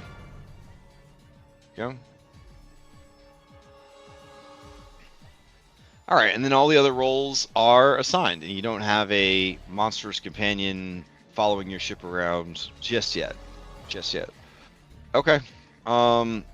So Isaac as the carpenter. You can use assess damage. Use your knowledge of engineering, shipbuilding, and craft to assess how much damage the enemy ship has sustained. In this instance, I would allow this to be used against a kaiju because it is part of the lore of this role. Okay. On a critical success, you know exactly how much HP your target has. On a success, you get a general sense of where it's at. And then let's see. You could also do demand. Pick one crew member to brow. Oh, that's the captain. Sorry. You could fix artillery. You don't need to. Master patcher. You don't need to do that yet. Master seamster. You don't need to do that. So you don't have to do any repairs yet. So you could do an assessment of the enemy, or you could go down to the swabbies and riggers section, and things that you could do down there. You could just bolster other people. You could let's see, help with the aim, which wouldn't be bad. It can give up to a +2 status bonus on their next shot. Let's see, you can hide so that you don't take any crew damage if the ship is attacked. Let's see, you got lookout, you got medic if anybody has been taking damage. Let's see. So in the we haven't even attacked the monster yet. So I'm No, assuming yeah. I'm gonna look. So- I'm gonna assess him and be like, he's in great shape. Like Unless you got a critical success, yeah. Unless you got a critical success. Yeah. I think what I'll do is I'm just gonna I'll sustain then. You know what I mean? Okay. Because a good thing to do to help is quick aim does combo with help aim. And one is a status bonus and one is a circumstance bonus, so they actually do stack with each other. Oh, okay. Yeah. So I was gonna ask, how do some of my bard anthems play into this? Would I be able to play those, or just substitute for the The combat rounds are like 1 minute long, Okay. so it's a bit different. But we can look into like kind of adapting some of your bard songs into actions for ship Well, combat. Under think- Swabbies and Riggers, there is Bolster, which is the 2 to 3 action. It says spellcasters or other classes may be able to boost allies' skills or attack rolls through spells and songs. Oh, beautiful! There you go. Any So ability that, normally provides that's where you- circumstance or status bonus, skills, blah blah blah. Okay. oh, probably it should. extends the duration to 1 ship round. There you go. So that's the answer. Thank you, Stone. Right. So Isaac, you're locking in what for your actions? I was going to help aim. I think. Okay. All right. So you're doing a help aim. All right. Inspire, trick, or threaten. So give me a diplomacy, deception, or intimidation. The DC for the sex is a 23. You said diplomacy, intimidation, and what? Or deception. Diplomacy, deception, or intimidation. I'm gonna use diplomacy. Okay. Fuck. Oh no. I'll like roll it. You're gonna reroll it. Otherwise, you are 1 big distraction with 0 benefit. -1 status bonus to the next shot. Please hit them. All right, Please. there you go. So critical success +2 status bonus on the next shot. All right. Then you have 2 more actions you could do. So you could do quick aim. Spend time aiming for more accuracy on your next shot. Oh, okay. That's only if you're firing the cannon. Okay. Right. Let's see. Oh, you could do study opposing ship, aka the kaiju. You do a recall knowledge, essentially, and then I give you information about the creature. I can do that. Okay. Oh shit. Okay. Yeah. So this is what you know about the creature. Let's see. All right. This seems to be some kind of moray eel of kaiju size. But what you know about moray eels is they dwell in warm tropical waters back in Galarian. They build layers in narrow, twisting caves made of coral. Their size, speed, and powerful bite make them dangerous to divers and fishers. Eels have rubbery hides that secrete mucus, making them difficult to harm with some weapons.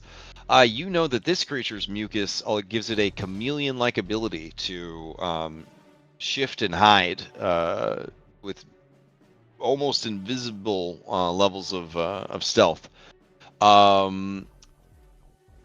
You may ask any question you'd like about the creature. If this is some sort of board game, how many hit points would this creature? Fair enough. This creature has 205 hit points. Oh, that's not awful. 205.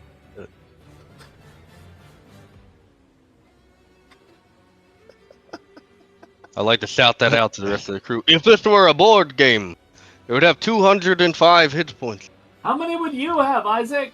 Well, apparently I'm hurt for some reason, but at my best I'm at 62. Jesus Christ! I love I don't how know who that is, but Pell was right. I love how when he was given the information, the music switches over to fucking Ray Down music. before Pelix. So we- it's an apex creature of this region. I got you. Well, that was established. That just yeah, cements that it. wasn't the music. The music change was an accident. I forgot to have to click loop on the Shark Tales, so we'll just keep it on this one. Before we get All too into this, I do have a couple archetype abilities that'll apply. Okay. So I have the vehicle mechanic dedication, Mm-hmm. and then I have the superior propulsion feat within that Oh, dedication. okay. Very nice. All right, so you have a magical ship, right? This is like all shit for Cloudhoof to have to remember because he's the one Okay. that's driving. All All right, everyone gets a +1 saving throw, circumstance bonus to saving throws, and he gets a +1 to his piloting checks. Yep.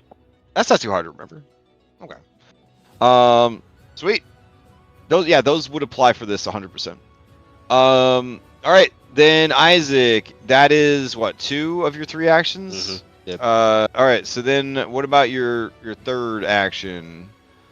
I would say you could always just aid somebody else if you don't know what to do with your last action, but it will burn your reaction.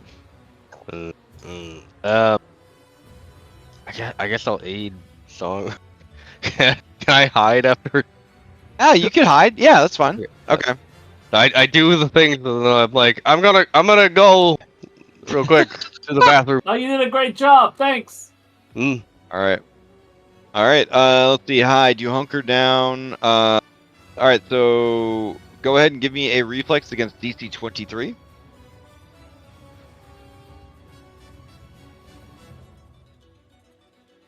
Oh, Ooh. Okay. man, so okay. close. So you do not find a good place to hide. If this creature has some kind of breath weapon or fucks up the ship real bad, you're gonna take full damage. Yep. All right. Play passes to I guess Iron Queen. Iron Queen is the master at arms. All right. She readies her cat o' nine tails, and she's going to whip some asses. If someone gets a success, she's gonna reward you by whooping your ass, trying to turn it into a critical success. However, when she does this, your next check will be a -5 penalty because you're so stressed out from being whipped into a critical success. Yeah, I told you this would be up her alley. Yeah, damn, you're right. This is all BDSM. Okay. She still has to do something with her 3 actions. And let's see. She will. We've already helped with the. All right, is there more than one gunner? There's not more than one gunner, right? Do you have more than one gun on the ship? I think you do. We have more than one gun. We have the All right. ballista. Do you want to assign another gunner? Who could do it? Let's see. Of your available crew members, who is the best at shooting gun? It's Dust, isn't it? So we have. No, hold on. Probably Silver Eye. Yeah, it makes Spring sense. Yeah. Okay. I feel- 3 guns. So yeah, we have. Okay, the so you. ballista, the black powder cannon, and then the catapult, and then the slime cannon. So I guess 4. Okay. All right. So Silver Eye would be a gunner, and then do you want gosh, Thomas? No. What's his name? It's not Thomas. Samuel? Samuel. Yeah. I mean, he's only got one eye now, but yeah. Eh? The other eye was holding him back. Put him on the guns. I mean, he does have a gun in his character art. But it's depth perception, though. Yeah, I mean, you Well, know. when it's that far away, maybe it's less. Give him a of- shot. I don't know. All right. All right. Okay. In that case, the Iron Queen will help Silver Eye aim. So here we go. Help aim. She will use intimidation. Let's see. I'm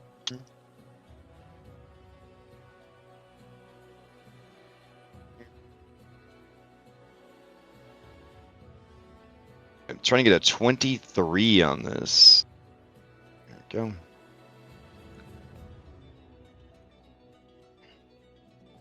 All right, so that's gonna be a +1 status bonus to Silver Eye's shot. She got 2 more actions. Let's see. Lookout's actually pretty good. She wants to save a reaction for something else. You guys don't really have oars to row, so that really wouldn't help too much. Okay. She will help trim the sails. That's going to be an athletics check against the DC 23. Here we go. Mm.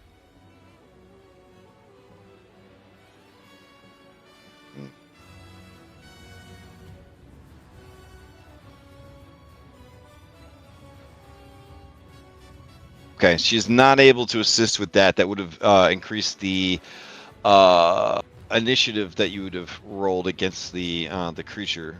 The creature only got a 20 though, so I think you're going to beat the creature this round. All right, play passes to Jade. All right, and the recommended 3 to encourage were which ones? I would say Cloud Hoof and normally it would be your navigator, your helmsman, and your gunner. But you have 3 gunners, so you might want to do your navigator and 2 of your gunners. Yeah, we'll do that. Okay. All right, let's see. So that's just diplomacy, DC 23. You're just gonna roll 3 of them. Oh, I appreciate you using the actual ability there, so we could drag the bonuses onto shit. That's cool. No problemo.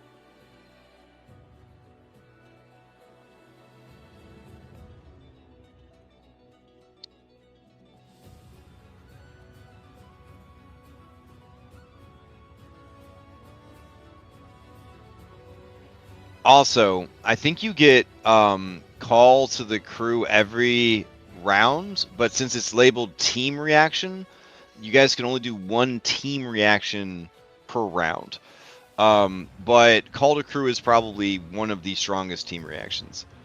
It gives all of you a +2 status bonus to 1 check of your choice this turn, but you have to choose it before you roll the dice. Since everybody's been rolling, well, only 2 of you rolling dice so far. I don't know if you want to use that one or not. But if you see a reaction that says team reaction, that means that it shares a single reaction for the whole team for that round. I got a question. Yeah. So, call to the crew, it just says that its trigger is the start of the crew phase. It doesn't say that it's a team reaction? Yeah, in the book it is labeled team reaction. Got it, I guess got I guess they didn't know a way to make it say team reaction over here. Fair, okay. Yeah. We'll have to maybe go in and add that ourselves. But yeah, so you can use that every round if you want, if nobody else is like, hey, wait, I want to use my team reaction this turn. Anybody hard up to use their team reaction? Bam, using that team reaction. Okay, sounds good. All right, so everybody gets a +1 status bonus to 1 check of their choice this round. Okay, and then you still give me 2 more diplomacy checks as you pass out buffs everywhere.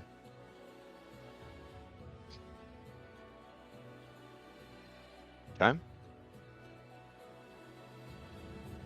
All right, so I'm assuming the first person is going to be Cloud Hoof, your helmsman. The second one is going to be Loritz, your gunner, and then the third one will just be one of the other gunners, but it was not enough to give them a bonus.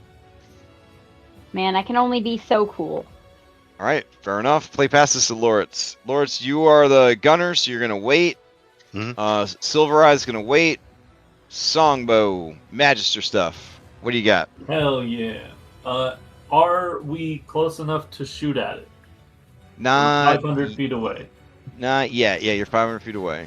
The goal, I think, is to get that close, though. Yeah, I'm hopefully gonna get use us into wind 300. shift then. I'm gonna use occultism to do it. I mean, your ship has a speed of 6. It's pretty fast. So, Oh goddamn! hey, very nice. Magister Wind Shift. On a critical success, you use this ritual again this combat. Success, gain a +1 or +2 speed. That would bring your speed up to an 8, or a 7 or an 8. Wow. Okay. Or you could deliberately lower your speed. Do we, when we move our speed, do we have to move like the full speed or something? I do believe you go your full speed, yeah. Okay, So, so you guys then are if gonna I go. You guys are gonna go. lower it- Right, you guys are gonna go right past the eel, and fortunately not crash into the island. But do we- Cloudhoof can try to turn the ship too. So Okay.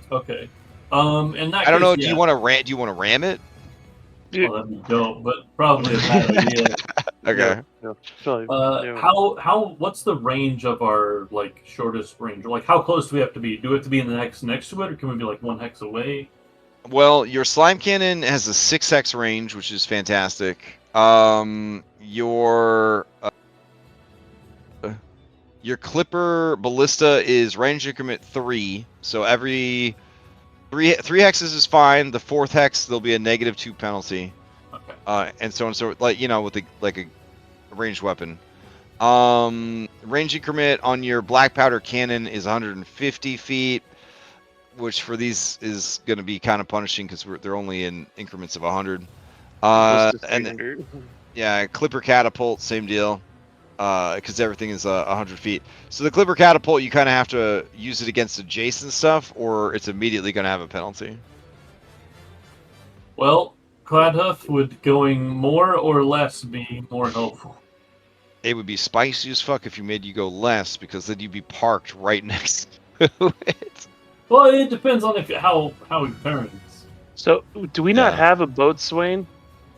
Yeah, we do. They just haven't gone yet. Okay. And you guys can go in any order you want. I'm just going through the initiative to make sure we don't miss anybody. But you guys can go in any order you want. Okay. Oh, yeah. I was We may want to lower sails so we go a little slower. Okay. I was at the end of the. Well, right now he can make you go I slower. can right now just make us go 1 or 2 slower. So you're the pilot. How fast do you want to go? You're currently at 6. Do you want to go up 1, up 2, down 1, down 2? We're on the same level as him, though, right? Correct. Yeah.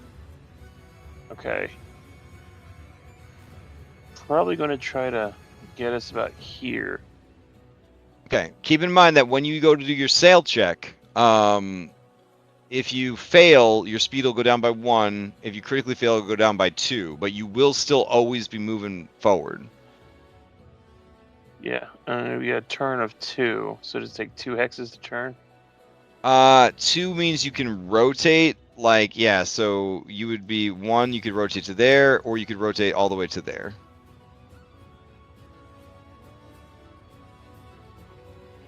And then you do have quick turn, which lets you turn and move at the same time. Or lower speed? Yeah. 1, 2, 3. But you're not moving yet. We're just trying to boost you up for this. Right. I want to move 4 hexes. I just don't want to go 5 if I can help it. All right, So I it sounds will like lower. reduce speed by 2 then. And I I'll will put say us that at 4. ramming is the most effective damage that ships can do. Yeah, Yeah, but how much damage does it do to Assassin's yourself? Creed Odyssey playthrough. Yeah, so with ramming, you do a check, and then you move your speed and deal ramming damage ×2 on a crit, but you also deal crew splash damage ×2. On a failure, you miss, but on a critical failure, you miss a line, and you actually crash your ship, and you and your crew take the damage. Oh, okay. So with a regular ram, we don't take damage. Correct. Like Only if if we you do it critically, correctly. only if you critically fail a ram. Yeah. That's pretty cool. Yeah. But if Cloudhoof's wanting to go 4, I'll reduce our speed by 2 so that we're at 4, assuming he passes his check. And that was 2 action, I believe. Oh, I also want to point out that the actions listed on your ship from your custom equipment, they can also be utilized during ship combat. So all those guys that are on there, keep track of those also, because you don't have enough new things being dropped on you all at once. But Yeah, I only added, I believe, somewhere in the 30s of new abilities yeah. to my sheet. It's okay. It's okay. So Songbow, you have the option to adjust the ship. Did you lock it to speed change yet? Yeah, we're gonna do 2 to take us down to 4. Okay, you're gonna deliberately lower speed. Okay, I'll drop it onto the ship. There we go. All right. Then play passes. Wait, you have one more action. What are you gonna do with the other action? For my third action, I'm gonna whisper on the wind the eel, and I'm gonna say, "You a little bitch." Damn. Okay. Let me check. The eel does not speak your language, and it just happily eats cows. All right, eel's not gonna go yet. Eel doesn't even speak Sasuran. All right, this Or guy's not gonna Tanuki. go yet. Gold Leaf, you're the last person pre-initiative roll. What do you got for us? We're gonna do set an example. Okay. So that's the athletics. Or sorry, acrobatics. We're gonna re-roll that.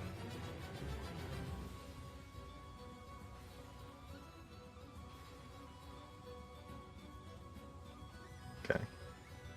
So for the rest of this battle, we get a +1 bonus to trim the sails.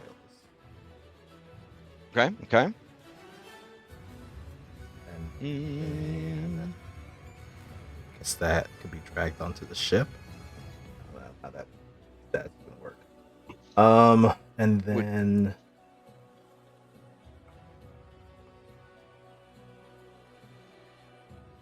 I guess I'll just do bows and trims. Same deal. Acrobatics. Okay.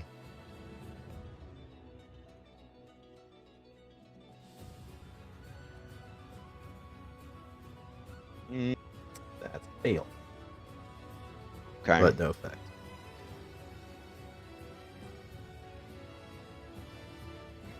Right, and that one specifically said an easy DC, so the DC would have been a 21 for that one. Okay. Then is that your 3? That's 3. All right. That brings us to Navigator. All right. Navigator has a reaction. It's a team reaction though. He's got keen lookout.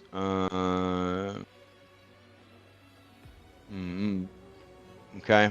Let's see.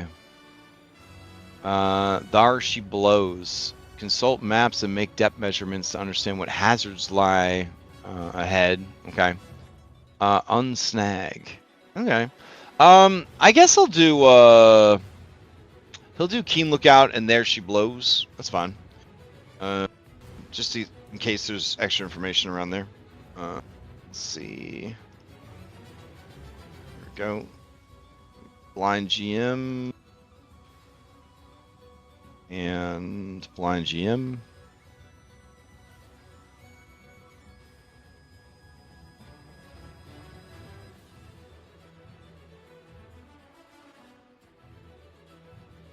Right.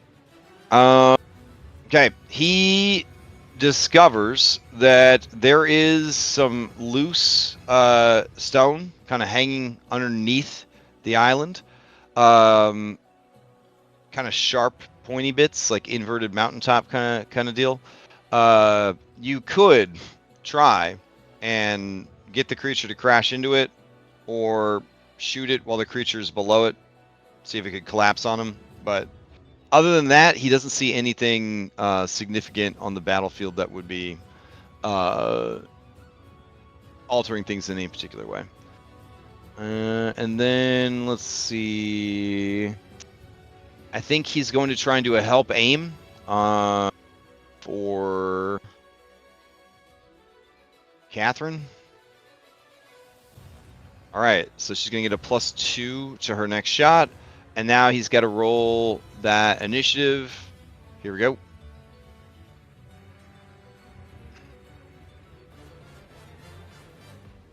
All right, you guys are going to go well before the eel.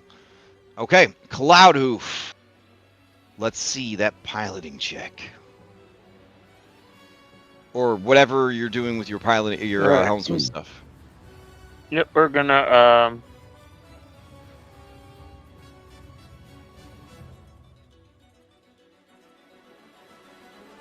do quick turns, I guess. Okay. So you're gonna move your speed, and then turn at the same time. Okay. All right, so this is a standard DC, so it's going to be a 23, and you would just use your piloting skill, DC 23. You do have a bonus. Keep in mind that you can also announce before the roll that you're adding a +2 to the roll from your captain. Yep, I'll get the +2 circumstance from the captain, right? Mm-hmm.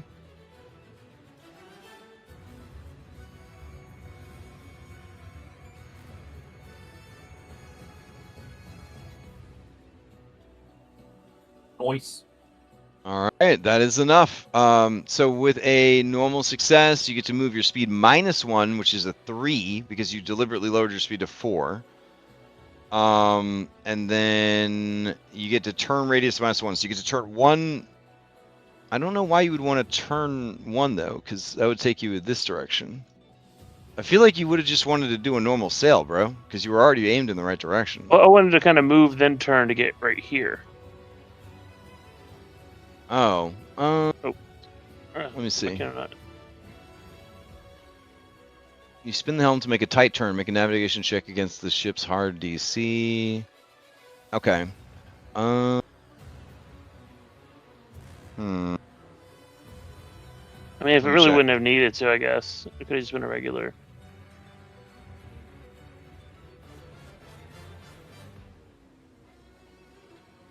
I just kind of wanted to make it so we got to sails would drop down to. Oh, sorry, not that one. Wait, you want to drop your sails? Did we want to keep going, or do we just want to stop here and like? Each of those costs 2 actions. You only have 3 actions to spend. Right. I was trying to. If sail would be instead of quick turns, it would just be sailing. If I didn't need to turn, I'm still trying to understand turning on hexes.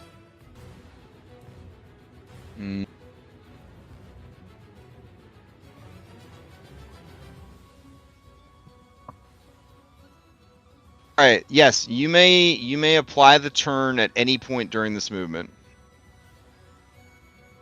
Yeah. 1, 2, 3, turn. Okay, but you only have a 3 speed because you guys lowered your speed to 4, and then you so that would put. get us here. Okay. Yeah, so you would just be going in a straight line anyways. Okay. All right, so you fly over to here. Okay. All right, as you fly into the herd of sky cows, they are wailing, mooing. They're terrified. They kind of butting up against the ship, trying to get away from the eel. All right, so inside this cloud of cows that you have flown into, you guys are going to have cover, but then they're also going to provide cover for the eel because you're going to be like firing through cows at them. All right. And with my last action, I will help aim. All right, let's go. Who are you going to help? Everyone's been helped except Silver Eye. I will help Silver Eye. Okay. And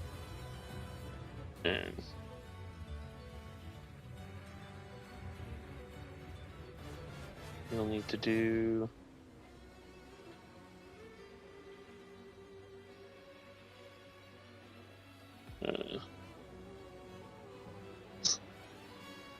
The intimidation would be the next one.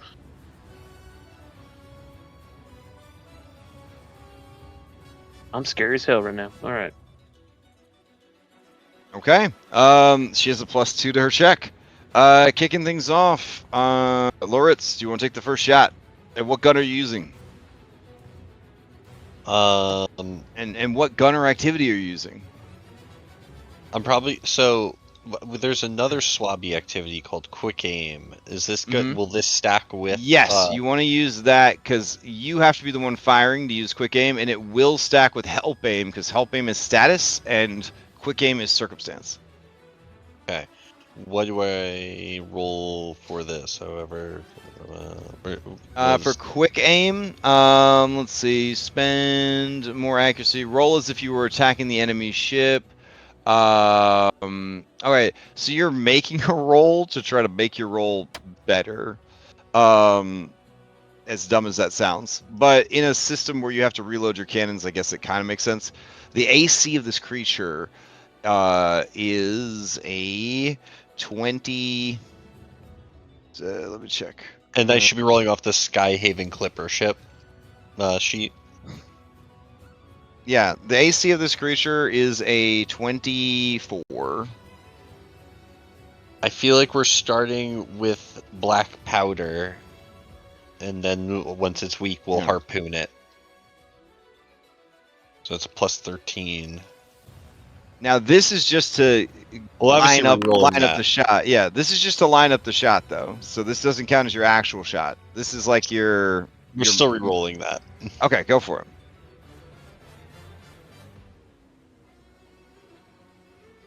Okay. So that's not gonna be a critical success because you have +1 circumstance from that and a +2 circumstance from your other thing.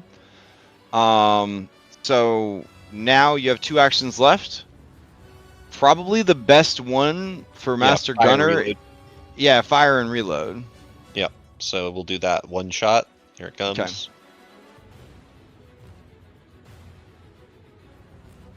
Right. That is gonna hit. Damage. All right, Catherine goes to whip your ass, but realizes that her reaction is a team reaction, and the captain has already used the team reaction, so she can't whip your ass to get an auto crit. She's very upset about it. Bummer. Yeah. All right, so 21 points of damage. The creature takes all of it. It has no resistance against siege weapons. Okay. That's me. All right. Let's see. Your other peeps are up. Let's see. Silver Eye gonna fire the. What do you guys want her to use? The catapult does pretty decent damage.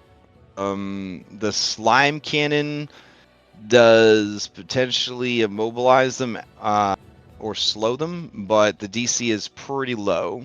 Is it her? I presume she has a higher chance than Samuel, or is it just standard based on the ship?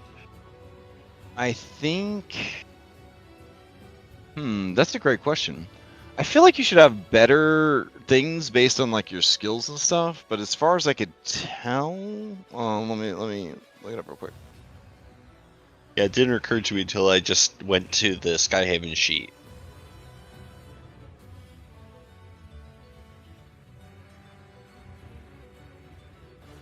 I assumed I got this job because I have high dexterity. But if it just uses the ship's dexterity, then what's the point? Right? Right. Oh, okay. So Master Gunner, use the modifier from the ship stat block, enemy crew stat block, not the PC's personal weapon attack bonus. Okay. So we just need a person. It Uh, doesn't really matter Otherwise, use the stats block. Okay. unless there's abilities that call out certain things. Okay. I think the idea is that you do other things like. I think. Oh, okay. You would have rolled your own attack for the aiming part, and then that sort of reflects that you're better at aiming the guns than other people. So that's what you would roll your attack, not the ship's attack, but then that would give you the bonus to attack with the ship's gun. Okay. All right. Okay, that checks out. So you do hit the creature for 21. All right, so she's up. She has a +2 to this.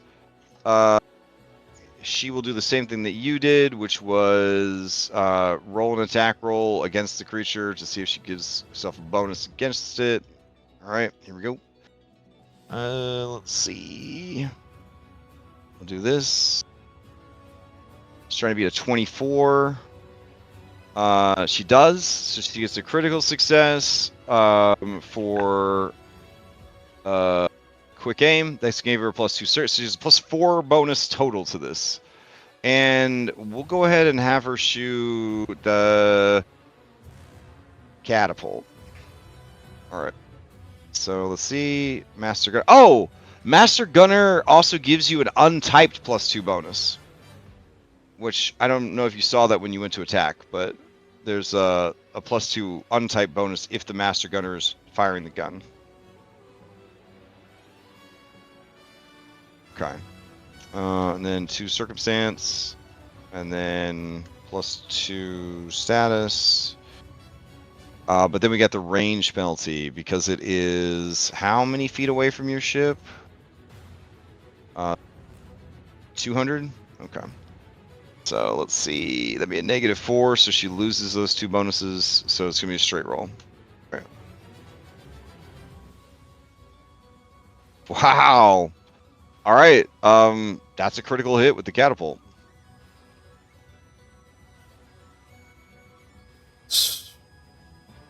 Holy shit! All right. Fucking slams the catapult projectile into the side of the creature's head for 56 points of damage. It does not resist any of it. The creature has no resistance to siege weapons. All right. That is all 3 of your gunners, right? No. We're missing What of somebody. Samuel? Samuel, yes. Samuel, why aren't you in initiative, boy? I almost missed you. Oh, because he has the minion tag. There we go. All right, Adam, and then go. All right. Get down here towards the bottom. All right. And then, let's see. Samuel will also try to improve his shot. Here we go. He's trying to hit a 24. Jesus Christ. Okay. So he'll have a +2 to this. He's going to fire with the ballista. All right. Here we go. And, Looking at his image, I'm like, he's Yeah. just trying to figure out who all these characters are. Yeah. You Is that backup for? oh my god! Jesus Christ. Okay. That's another critical hit. 22 points of damage. Okay, the creature is it's pretty fucked up. This is pretty fucked up. Let's see. On the first. It's terrible. All right, so did it apply the damage? Try again. Apply damage. There we go. Okay. Fuck. Did it take the 56 too? Yeah. I want to make sure it actually applied. Okay. That's the end of the first round. You already have the creature almost bloodied. But now the creature's going to go. You have the creature's full attention.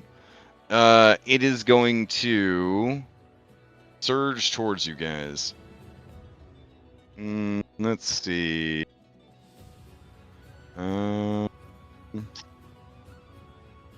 What do you got here? Titan. Okay. All right. It can reach you from where it's at. No, it has a 100-foot reach. So yeah, would that be? So it can hit. I guess you need a 200-foot reach. Okay. Then yeah, it's gonna slither on up to you guys. There we go. And it's gonna target the ship, and then it's going to attack the ship with its jaws. Here we go.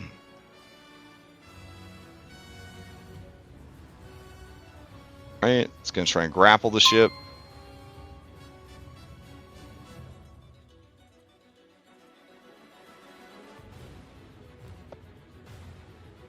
Let's see.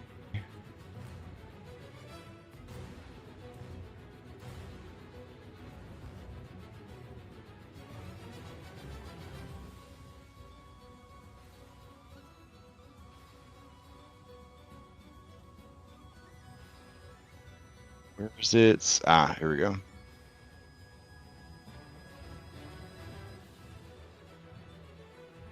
Hmm.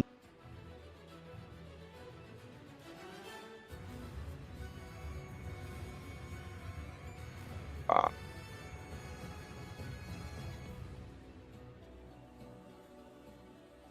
So, low damage. 26 points of damage, and your ship will absorb a lot of that damage because it is resistant 20 to physical attacks. All right, not bad.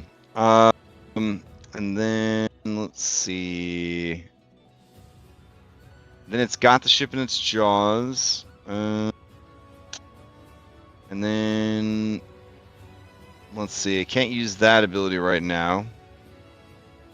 It is, I think, going to try and start swallowing down your ship on its next turn. But what it's going to do with its last action is it's going to try and wrap you up in its coils.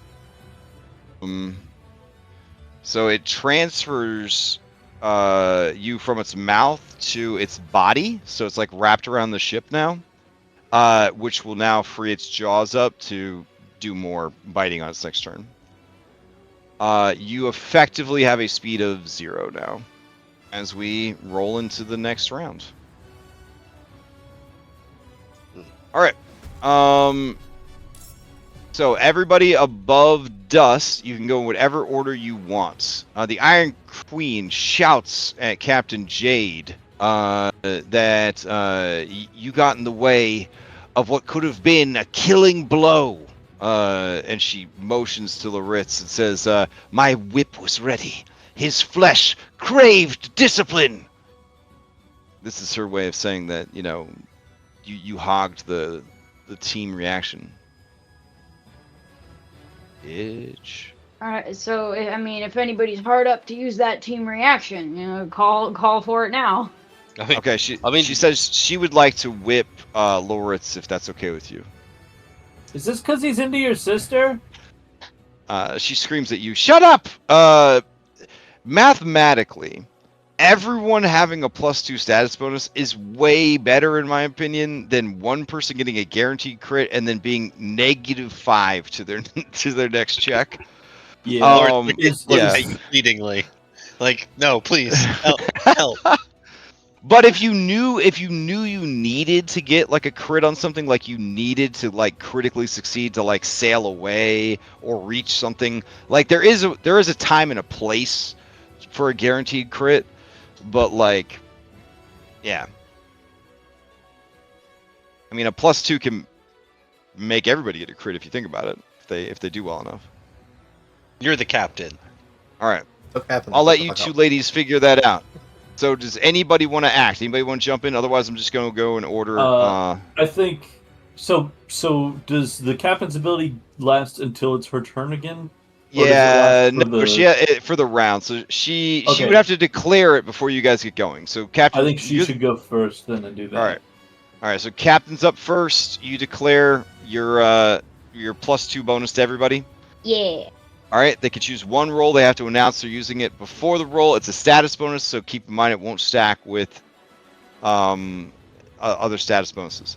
So you have 3 actions. What do you want to do, Captain? I think it encourages you to just encourage people as the strongest. Yeah, I'm going to be the most encouraging captain that could ever be. Okay.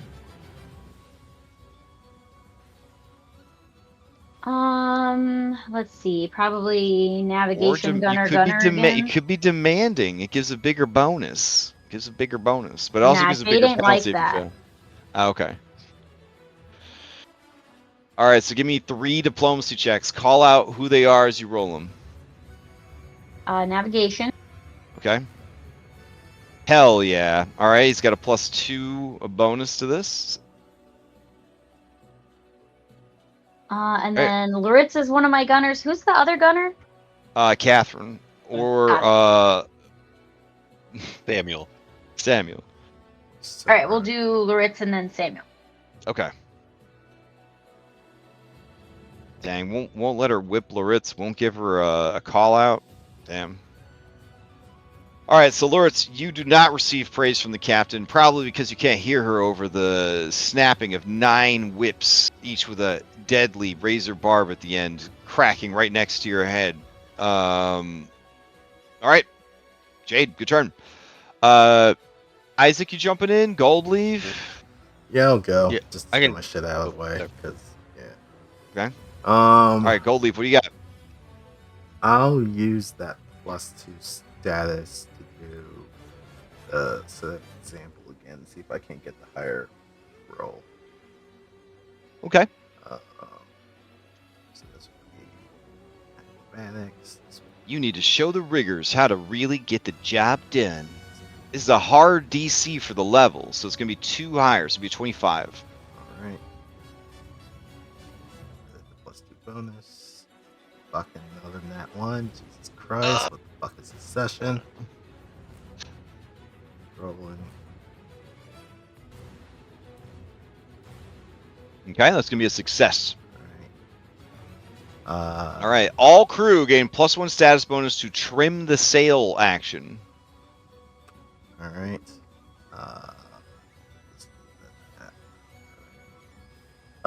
Bosun trim.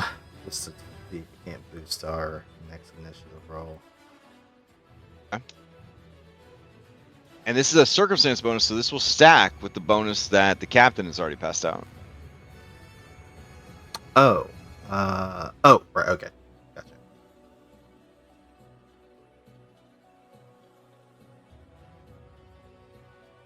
Okay, so that's going to be a success. He's going to have a +1 to that. So he is currently going to be at a +3 on those checks. All right. That's All right. Sweet. Isaac, you jumping in? Mm-hmm. I'm gonna make some. I know there's not a whole lot of damage right now, but I'm gonna repair the ship best as I can. Okay. So Carpenter, It's fix 2 holes in the ship. Oh, right. That's what happens in the assessment round. Part of the round. Okay. Let's see. no, yeah.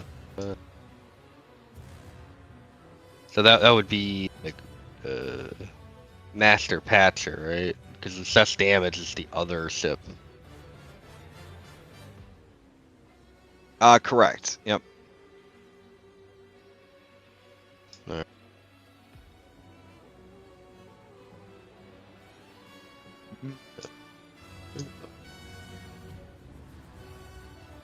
Crafting.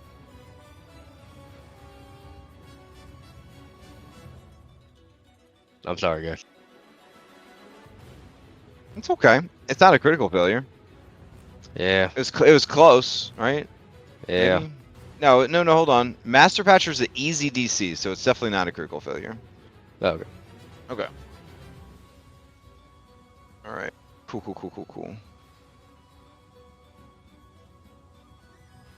Check for holes. Every time, every time a ship takes damage, we're supposed to roll a flat check to check for a hole. Okay. On a critical success, there's automatically a hole, and then you have to check for a secondary hole. Okay. Okay. All right, that's cool. Okay. Then, let's see, Iron Queen. Let's see. You know what? Iron Queen will use her reaction to whip you, Isaac. She has one. Don't worry, she's got one for every occasion. Damn. She's going to whip you mercilessly for getting a failure. It's called 7 lashes. I'm sorry. She always believes in giving freely. She lays about with her whip to motivate you to do your best. You actually got a success. Oh, well, thank you. There's also no penalty on this, which is Is it kind a of wild. punishment if he likes it? Ooh. All right, so you actually got a success on that. So you would have patched the hole if there was one, like good tutorial session here. Let's see. All right, so the ship is fine. I'll go ahead and heal it back up. All right, not bad, not bad. Okay, and then she has her turn. She is going to assist with the aim. Yeah. Okay. So she will intimidate. There we go. This is against a standard DC, so it's going to 23. Oh no! Okay. She is a big distraction. -1 status. So she is going to be threatening Samuel. And now Samuel's at a penalty. Okay. Then let's see. That didn't work, so she's gonna yell at Silver Eye, who hasn't been buffed yet. Samuel already was helped, right? So I guess this -1 would have been applied to Silver Eye instead. Well, shit. Okay. And then let's see. Artillery's not broken. That doesn't need to be fixed. The game doesn't need to be fixed. Oh. Okay. You guys probably need help escaping, right? Or do you just want to stay on the ship? Do you want to board? Do you want to board the creature? Yes. At this point, it's- Okay. Not Well, now. we're up at this point. We just got to punch it while it's on our ship. All right, she's going to grab a rope so that she can use it to swing over to the creature. I think you guys all have that anyways as pirates, right? You have boarding Yeah, action? boarding action. Yeah. They made it so if Boarding assault, yeah. Okay. yeah, they've Alright. added. I guess there's a new version of that in this book.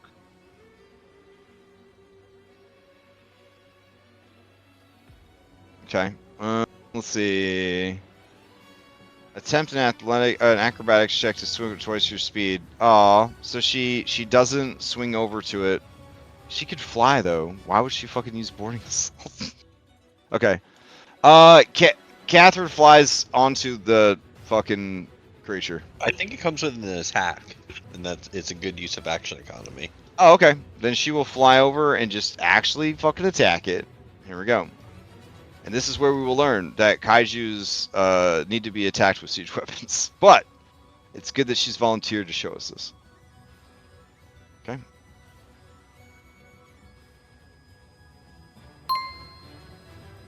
Alright, let's check the damage. She leaps over. She bites down hard into the creature, dealing no damage to it.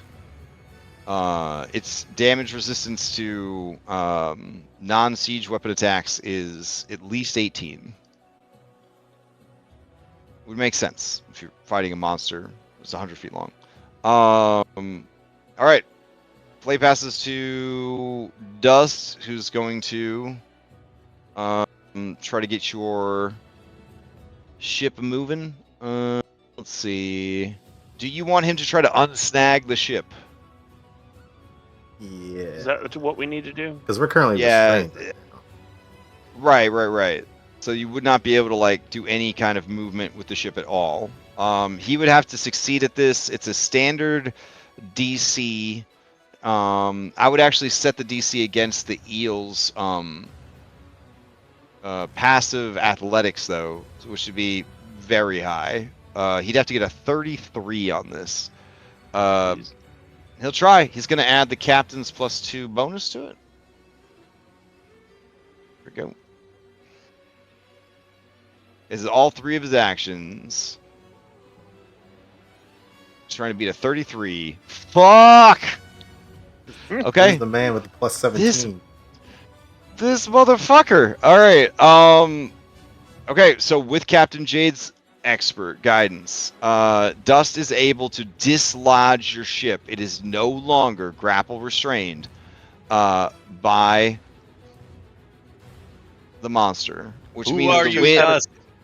the wind immediately fills the sails of the ship, and you guys could, you will start moving away from it. Remember, you are allowed to fire your guns before or after the movement. I think you're actually allowed to fire the guns at any point during the movement. So that's cool. Alright, then here is his check to see what your initiative is, and then I gotta roll a fresh one for the monster. I don't think the monster's gonna be able to beat this dude's initiative. but maybe. It's got a plus 19 to his plus 17. All right, he got 32, and the monster got a 36. So the monster is gonna go before Cloudhoof and the gunnery. How you it got- says it actually is that the ship with the lowest initiative goes first, so that the What? other ship can counter where it's going. Oh, okay. Let's see. Then we did that wrong last turn. So essentially, you get to see where your opponent is going, type deal. You have Oh, an and then like chase after them. Okay. Then yeah, go. You guys go. Right. So, I guess what's our speed at?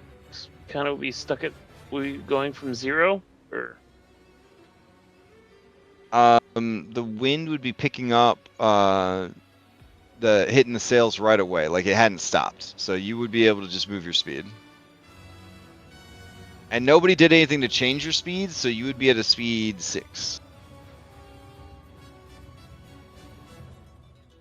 So at this point, would we want to just fire our guns now before we just take off? Also, turn rate, I turn would radius. like to go before we fire so that I can do the thing that I have that buffs people that fire. Turn radius is not how many degrees you could turn in a round. Turn radius is how many spaces you have to move per turn.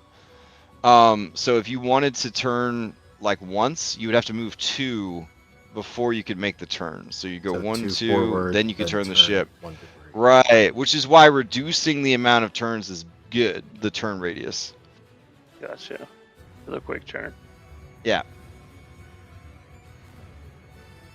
All right. Well So- then. So do you want everyone to fire before you try to sail away? Because you have some short range cannons. Right, you probably want to fire first and then do a But quick yeah, turn. so I should probably go. Okay. So I'll do Magister Weapon Shift.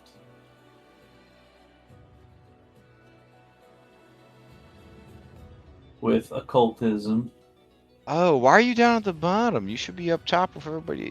With the pre-initiative people. There you go. What's it? Is 28 a success? I don't know what I'm shooting for. For what's the ability? It's a standard, so it's 23. Okay.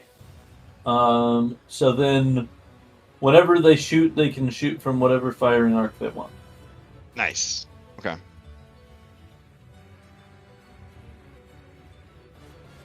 All right. So before your firing arc, I believe on all the guns is the diagonals out the side, so you just can't fire forward or backwards. But with you doing this, they could fire at any of the 6 directions.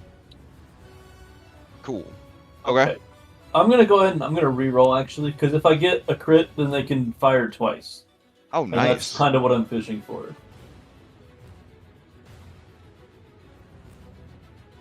Alternatively, I could do the exact opposite. And never mind, I think I ended up with the same. This is the low Okay. roll. So it just re-rolled into a regular success. Yeah, Okay. so I just re-rolled into, I believe, the exact same result. All right. So then your gunners should go off. So Loritz, you did not receive a bonus or a penalty from anybody, but you do have the floating +2 bonus from the captain.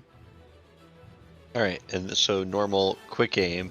I'm gonna do a normal like rope dart attack. Is that what you want from me? For Yeah, this? yeah. You're rolling a rope dart attack against an AC of 24, and that will determine the bonus you give yourself to the attack. So you don't give yourself a bonus from that. I have. I'm trying to think of how many more hero points I have. I feel like we're at 11, so I mean, probably gonna go to the end of this round and then be done. Yeah, I think I only have 1 left though, so I'm gonna save it for the shot itself. Okay, fair enough. All right. So then moving into the shot, you're gonna do a fire and reload. Yes, guy You're gonna- hitting clipper. So for this, there should be when you go to fire guns off the ship, there should be a toggle that says Master Gunner.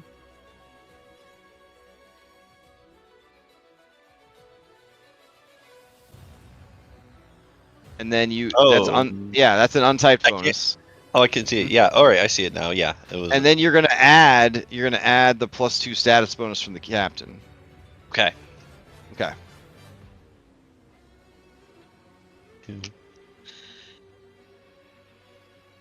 Yep.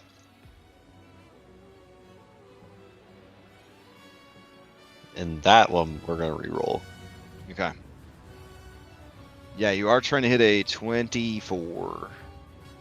So that should be like a 13 instead of a 3. Oh, right, because you rolled super duper low and you get a +10 to it. Okay, so Yeah. that's going to be a regular hit. It could have been a critical hit if Catherine was there. Just saying. All right, the creature is going to go ahead and take 17 points of damage. Nice. Now the creature is officially bloodied. Right? And then your other 2 gunners have to go.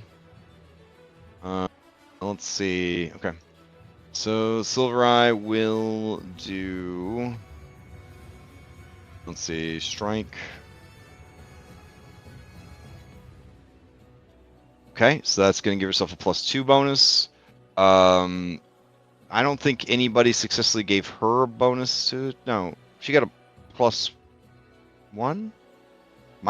She got a -1. From Catherine. But she has that Okay. +2 as well. Correct. Yeah. So that'll bring it to a total of +1. All right. She'll go ahead then and attack. Let's see. Okay. Skyhaven, Clipper, target, eel, and go. She's firing the ballista. No, wait. Isn't she firing the catapult? Yeah, she's firing the catapult.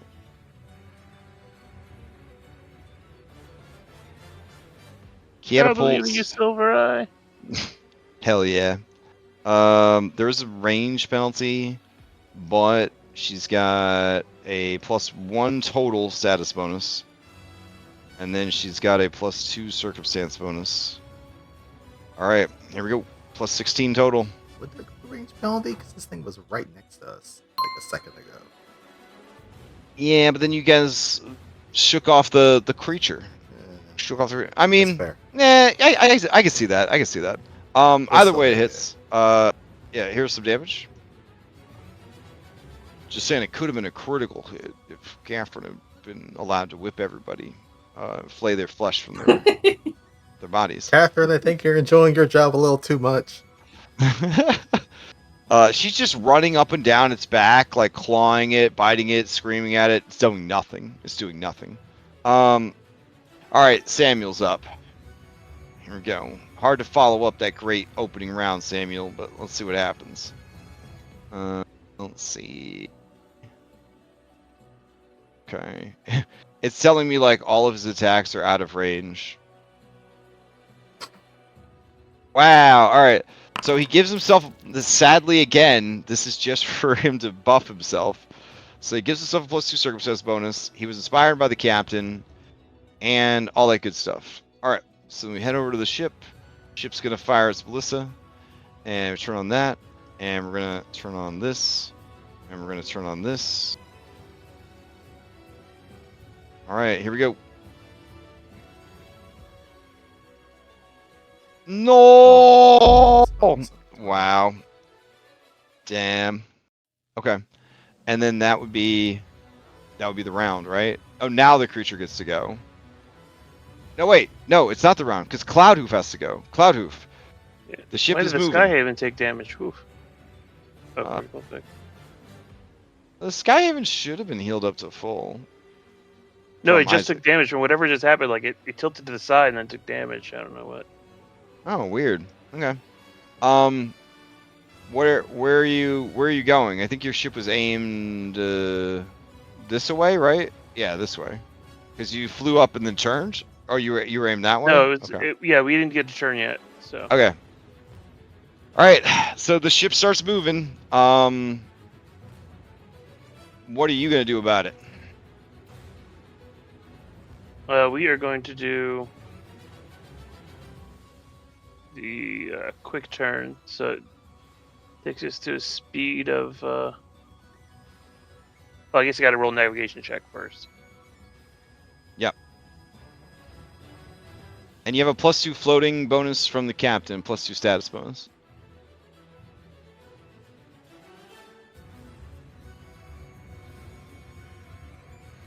+2. Roll. All right. 29.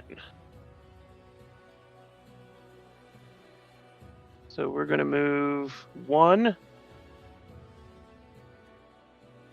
and turn. Okay.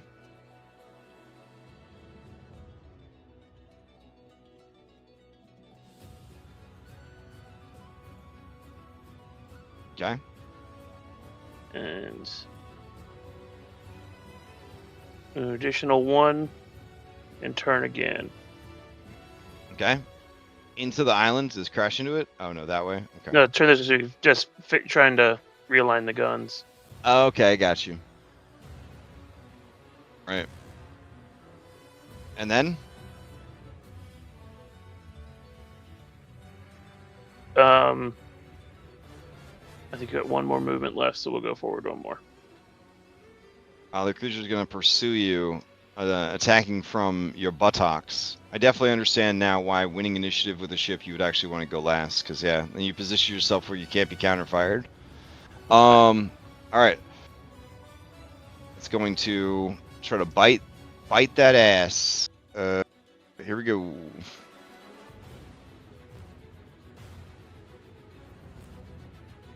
Oh shit! Oh fuck. Let's see. Let's see, do I have a reaction as a... No, I catch the wind is the only thing I got. Yeah. The ship takes 66 minus 20, so 44 points of damage, which will Jesus. bloody the ship, and then the ship is restrained again. It does not have the action economy. Wait, it moved it and grabbed. Yeah, okay. That is it for it, and that's where we will end for the week. Going into round 3. Round 3. Both combatants bloodied. Iron Queen on creature. Can you declare siege weapons as non-lethal? What a great question. I thought you could do anything, right? Isn't that what Ash That's what I told us when thought. we were Like, playing it was... game? Yeah. It just comes with a penalty. Yeah, it's just a -2 penalty to the attacks. Yeah. So I mean, especially like the catapult, you just bonk it on the head. Catapult and gets knocked out. harpoons. Go to sleep. Start getting the harpoons ready so we can drag it back. I'm not gonna. You know what? Just- I kind of think this is. I think this is pretty good. Like, I especially think once we have them like on our sheets and our sheets are organized, and we're, because right now I'm writing all the bonuses down because I don't have everything like just to pull and drop and move and everything. And in a lot of cases, it's faster just to like look at my post-it notes instead of mousing over all the bonuses and stuff. But I think they have it built well enough that if you have the bonuses dragged on, it will remind you about the bonuses when you go to roll.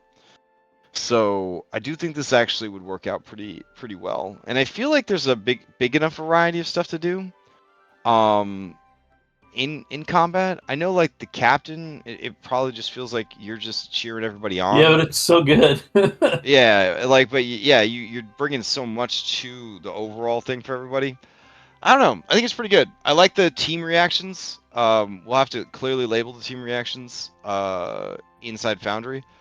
But I love the idea that you guys have to kind of decide as a team, like which of our best reactions are we going to use? Are we just going to keep using the amazing captain one, or are we going to, use one of these other ones? So yeah, I think there's a lot of potential here, which is cool. Is patch a hole going to repair damage? Is that how that works on the? I am gonna look because obviously you're getting holes in your ship sucks, but it doesn't suck that much because you're not gonna fill up with water like in Sea of Thieves, which I think is the big inspiration for this water level hole system. It Right. it reads like Sea of Thieves. I'm gonna look at something that would make the holes mean something here. I think like if a ship takes has a hole, it'll take like ongoing damage, like as the ship is basically falling apart. Either that, or it So could like cause it to slow down over time because like oh more air yeah, resistance. that's cool. Hey, I was just thinking like the holes are literally like big enough like damage to the ship that it's impacting it, right? I So mean, if you it could be hit like that, a staggered, like a layered thing. So like one hole slows you down by like mm, half speed, and then like the second one slows you down by the rest of that half of speed, and then maybe also introduces like ongoing damage, and then the third one slows you down yeah, even more, and there's more ongoing damage. Sort of like the because way that exhaustion is in like D&D. Exactly. Yeah. Instead of having a water level thing, you have like a ship exhaustion level. Like I've just got so many fucking holes in me, and then the holes give you a chance to increase that sort of exhaustion level until the ship is just not functional anymore. So yeah, that's cool. But yeah, I think it's pretty good. I think it was a lot all at once, but I think we're gonna get it down, and I think we were moving pretty well through round two. So yeah, awesome. I also think that this eel fight ended up being a pretty even match for you guys so far, so that was good on a balancing kaiju against ship aspect. So yeah, overall, not bad.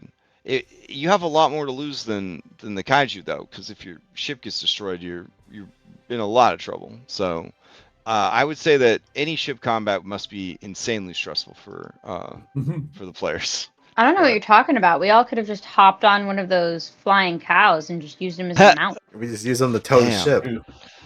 damn! Oh my God! There's no beating you guys. Santa Fantastic. Claus!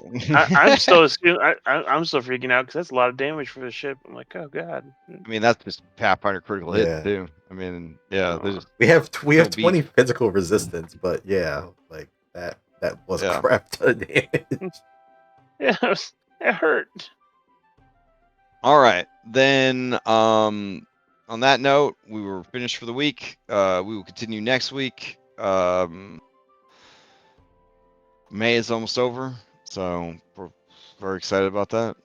I hope everybody has a good weekend, and yeah, we'll continue this next time. Also, you guys are closing in on like another milestone. Like you've done enough pirating and adventuring stuff. So we will see. It might be next session, or the session after that. We'll just kind of figure it out. But you're getting very close to another milestone. So yeah, if you wanted to check your builds and all that in anticipation, certainly could. All right. Anybody have any announcements before we adjourn? I started fostering 2 baby kittens today. Aw, Oh, that's nice. Their names are Baba Yaga and Samaith. Those are great names. Did they come with those names, or are those the names you gave them?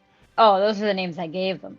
Oh, very nice. Wait, what was the second Those are one? their government names. They have nicknames that I'm working on, and I'm pretty sure it's going to be Nugs, like Nugget, and then Yugs for Baba Yaga. So it's Nugs and Yugs, and it's adorable. Love that. It only brings us to 7 cats. It's no big deal. I would actually die because apparently the allergy shots I took that cured my cat allergies, you have to just keep getting allergy shots for the rest of your life. I didn't read that part. So my cat allergies have apparently come back with a vengeance. Me and Nice. Nugget cannot coexist within like 5 feet of each other. Oh no! Yeah, so I will probably be taking allergy shots again later in the summer. I'll start them back up, but because I don't want to have to break out into hives every time I get near the cat. But 7 cats would probably take me out of this world. The allergies are So- like, you I'd dare be so suppress sad me? if I couldn't be around my cat. As an endorsement of allergy shots, I had terrible cat allergies my whole life, which made sense because my parents owned a lot of cats because they wanted to kill me. And then I got the allergy shots, and I could put my face like in a cat after that. I could be like, blah, blah, blah, like motorboating cats, you know, petting them, the whole deal, no problem. And then I lapsed on the shots, and they came back with like a vengeance, the allergies. So Well, I mean, you could always do what my aunt did, and she switched to owning Sphinx cats, so they're all hairless. Scarlet, I still am haunted by what Scarlet said that they felt like a penis. Like, which made me realize that they felt like David's penis. You know what I'm saying? So like, I was like God. among others, I don't know how many there's been, but you know that's the first one that came to my mind, anyways. So yeah, I was like, I can't ever touch one now because I'll just David's penis. A And I- penis, or are you talking about the cat? Well, David specifically is what's associated with those cats now, and I want Oh, it yeah. to be the real deal. I don't want a cat proxy. You know what I'm saying? So, anyways, Well, that's The now. first one makes them cute, right? Like it's not the fucking weird naked mole rat body that makes them fucking cute. You know. yeah. Well, Anyways, that's all right. recorded. Anybody else have announcements that are I mean, there's no way you could top how wholesome those announcements were, but any other announcement? I mean, if Up. you want to make the story even more wholesome, those 2 cats came from a litter of 4 that were found by my best friend and her neighbor, and they're only Aw. like 3 to 4 weeks old. She brought 3 of them to the shelter, and then she decided that her daughter wanted to keep one, so they kept one for like 2 days, but didn't realize the amount of care that a teeny, tiny little kitten would need. So I saw a picture of the kitty on her Facebook, and I was like, please bring me that cat. I will take care of it. As soon as she brought it to me, I went to the store to go get it a little baby bottle and everything, and by the time I got back home, it had passed away. So I reached Oh. out to the animal shelter and I said, hey, you just recently got 3 kittens, and how are they doing? And they said 2 of them are still doing really well. Unfortunately, one of them passed.